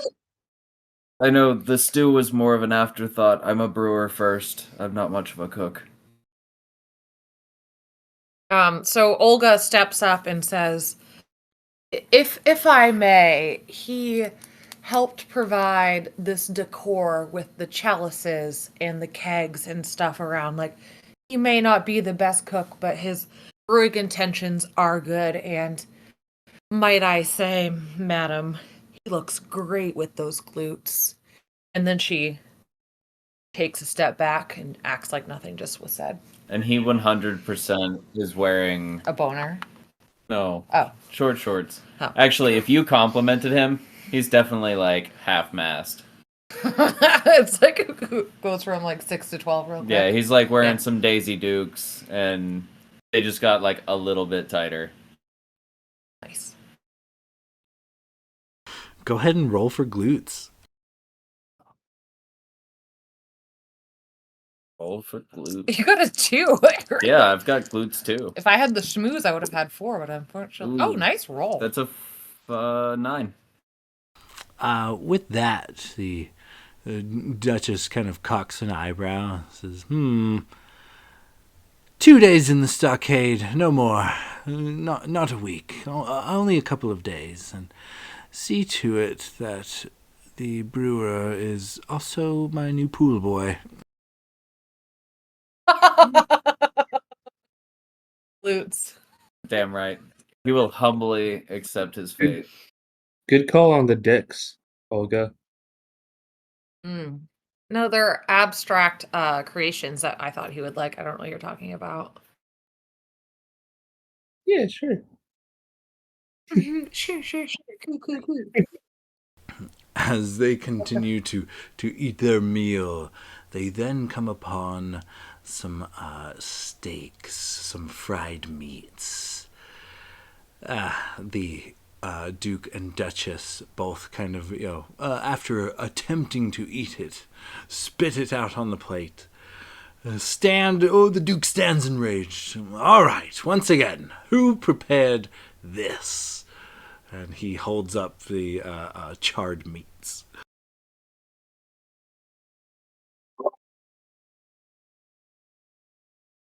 Well, I hunted the meat, and they were very fine cuts, but very fine cuts, actually performed by our wonderful butcher in town. They were perfectly butchered. Um, but I was, trying to pay attention to so many things in the kitchen. Trying to work out everything to make sure it was up to par to your arrival. And Yeah, they just got a little overcooked. But if you give me one more chance, I promise I can cook you the finest meal. That will blow this one out of the water. The Duke's eyes kind of narrow. He says, "From this day forth, well done steaks are illegal in this country. And, to prove a point, well, I suppose you've proven yourself useful. I can't outright just have you murdered. Who will spend the gold and stimulate our economy? Cut off one of his hands!" And one of the guards unsheathes a sword and makes his way towards you. The shit, fuck. I don't have any skills. Can I remove head, guard? Yeah, give me a roll. Fuck. I can hunt. I can survive on my own in the wilderness. I can run away. I'm gonna take out my fucking my hunting knife and trying to remove head of Okay, the yeah, guard. give me a remove head roll. Okay, this is a 2 for me. 2d6. That's a 4 for the first one. Please be high. That's another 4, so that's 8 total. Nice. As this guard comes in to lob off one of your hands, you quickly and efficiently use your blade to behead him. At the kind of as the crowd gasps, including the Duke and Duchess, the Duke kind of takes it in for a moment. He's like, well, damn. Well, I have an opening for a guard. I suppose you kind of owe me for this shit steak. You take his job now, and you keep your hands. You know what? Yeah, sure. Yeah, that's fine. It's better than living alone in the woods, in the wilderness by myself for the rest of my life. So, yeah, sure. Perfect. Excellent. Your first duty is to catch the asshole I missed with the crossbow and bring him to justice. My eye twitches. I should have no problem doing that. Well, maybe a little bit of a problem. He's a wily one, but he also creeped me the fuck out. So, um, yeah, okay. And with that, they kind of make their final entree of the evening, tasting a bit of this, like almost like a meat puree cream, seasoned with some lemon zest and some citrus pearls, and the Queen or the Duchess immediately spits the food out, and the Duke actually literally vomits. They look to the crowd. What in the hell? You would try to poison us, your Duke and Duchess? Oh, who is responsible for this? Poison. What do you mean by that? Was the seasonings that Herman gave me back? They're great. Oh, I like that one. What would you call that skill? Do you have any skills that you would like to use on that? Or should we go with deception? Friendliness 2. Otherwise, just persuasion 1. All right, I will allow a friendliness too. Go ahead and try to get friendly with this Duke. 9. You succeed. This Duke kind of strokes his beard as he thinks, "Oh man, yes, the miscreant who fled earlier. he did seem up to no good. However, your perfect cuts in butchery might not save you here. This is the foulest substance I've ever crossed my lips here. I'd say a week in the dungeon, but then all the meat would spoil, so... I don't suppose you have an apprentice or some local family member or someone that we could just murder to make you really sad. Do better next time.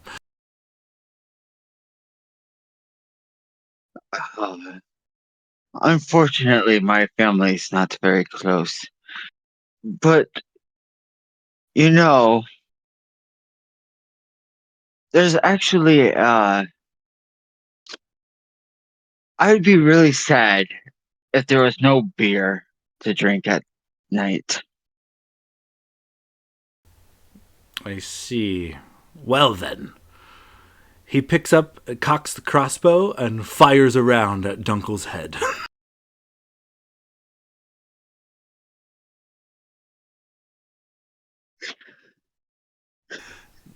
Nothing? No? Oh? Can I attempt to do anything? Yeah. Can I just crossbow flying at your face right now. What do you do? I want to use my glutes to drop it low and dodge it. Okay, yeah. Give me a glute check. Shit, that's a 6. How many die is that again for you? Glutes 4 or 3? Glutes is 2. Whoops, that was Ah! That was a regular 2. Oh. Damn it. I thought I lived. I told Avery to roll 2. Oh no! Wait, can I use an XP to turn that 1 into a 6? Would I be able to tie the roll? You could use the XP to upgrade your glutes, but you can't use it to succeed on a failed roll. Is what you think as this crossbow bolt finds its way to pierce the beautiful, wonderful, amazing heart of this brewer. Your last thoughts, your last sight in this world is the woman you love, Olga. Literally knees trembling from how much fucking treasure these guys have piled upon her. You're not even sure that she could see you be properly shot. Yeah, I imagine he takes one to the chest and he drops to his knees and he just kind of like one arm extends and he reaches out for her and he just says, "Probably should have told you that I liked you." And then he just keels over and dies. As Olga looks at him and wonders what his name is. What an ass. He never A harsh lesson, Your Grace, but a necessary one. If you would, though, at least allow me to dispose of his body properly. Yeah, don't look at Olga. She's scared. That is a weird request, Butcher, but request granted. And I want it to be known, it is that guy's fault that there is no more beer in the village. He points to Jeffrey. So you're dead officially, or? Yeah, no, Jeffrey basically said that, like, oh god. Basically, he got me killed, and then convinced him to let him take the body. And so, I'm gonna get chopped up. So you're just like a hunk of meat. Yeah. So like My everyone, juicy glutes are gonna become dinner. everyone sees you how I see you all the time. Yeah. Nice. And with that, the council, this summoning of the village, those who survived are let back into the world to do whatever villagers do in their villages under this very oppressive rule of this Duke and Duchess. As the villagers kind of exit this great hall, the Duke and Duchess lording over them, a butcher drags a body out of the room. A guard stalks a shadow through the night, and Olga has so much fucking money she doesn't have to deal with her dumbass drunk dad anymore. Free. And with that, I think that's where we're going to end our tale for the evening. Wait, so good story. who died? Me. Because Olga is alive and very well. I think that Olga might take the cake tonight. Olga's for alive. sure. Hunter the Huntsman is alive. Well, Hunter got promoted. Hardly. Yeah, I got promoted. I'm on I- the lamb. I went from Hunter to Duke's Guard. Hunter, I sacrificed myself in the bedroom. Do you not remember? Oh, sounds weird. I sacrificed myself with the decorations. You did, and I, as a guard, will make sure that you're well taken care of. And for the first time, Olga and Hunter meet each other's gaze. But first, I have to track down and kill Herman. Does he have a timetable on that so I can just like sneak away from him so he gets in trouble? You don't know. You weren't there. Okay, so Dunkel's dead. Is Herman dead? Herman, No, I'm on the Human run. rep. Herman's on the I land. don't think Herman's very liked. What about Jeffrey? Joffrey. He's carrying the body out. The butcher. Joffrey's in Well- prison, right? Joffrey somehow Nope. ended up with 2 dead bodies in his butcher shop by the end of this. Hunter got a promotion for beheading a guard in front of the king. Herman is now on the lam, a criminal of the land. And Dunkel got straight fucking murdered in front of the woman he loved, who didn't even know his name. But in my defense, I tried to figure it out at the end. It's okay. You know, you Dunkel, thought do next you time. thought Joffrey or Herman were just gonna have like the saddest ending, but it was really Dunkel who was the sad step among us after all. Poor Dunkel. I mean, Well, I honestly, thought he was if just going to. Hunter, Yeah. The waste. I just thought he was going to like break a keg or something. Not. I don't know like where the storyline was going when Herman and Joffrey had the Hunter cornered in the butcher shop, but I was fully gonna allow you guys to like do some weird shit like murder this guy or something. Like it sounded like you guys had teamed up to serial kill this dude. I was so rooting for you guys to take him out. Yeah, I thought you guys were like real weird messaging dark turn. privately. And like, we're in cahoots because like you DM'd each other or something, and we're gonna like. I legit thought I was gonna die at that moment. I was like, No, okay, it was 100% me just bullshitting. And at first I was gonna see where Chris took it and just kind of go along. And then I was like, nah, I don't want to just fucking murder a PC like that. Like just fuck him up halfway through the night. Shit was cracking me up though. All right, guys. Well, that was fun as fuck. I'm head to bed though. All right, fellas, take it Same. easy. Get in Nope. touch with me next week. We'll do this again. All right, later, guys.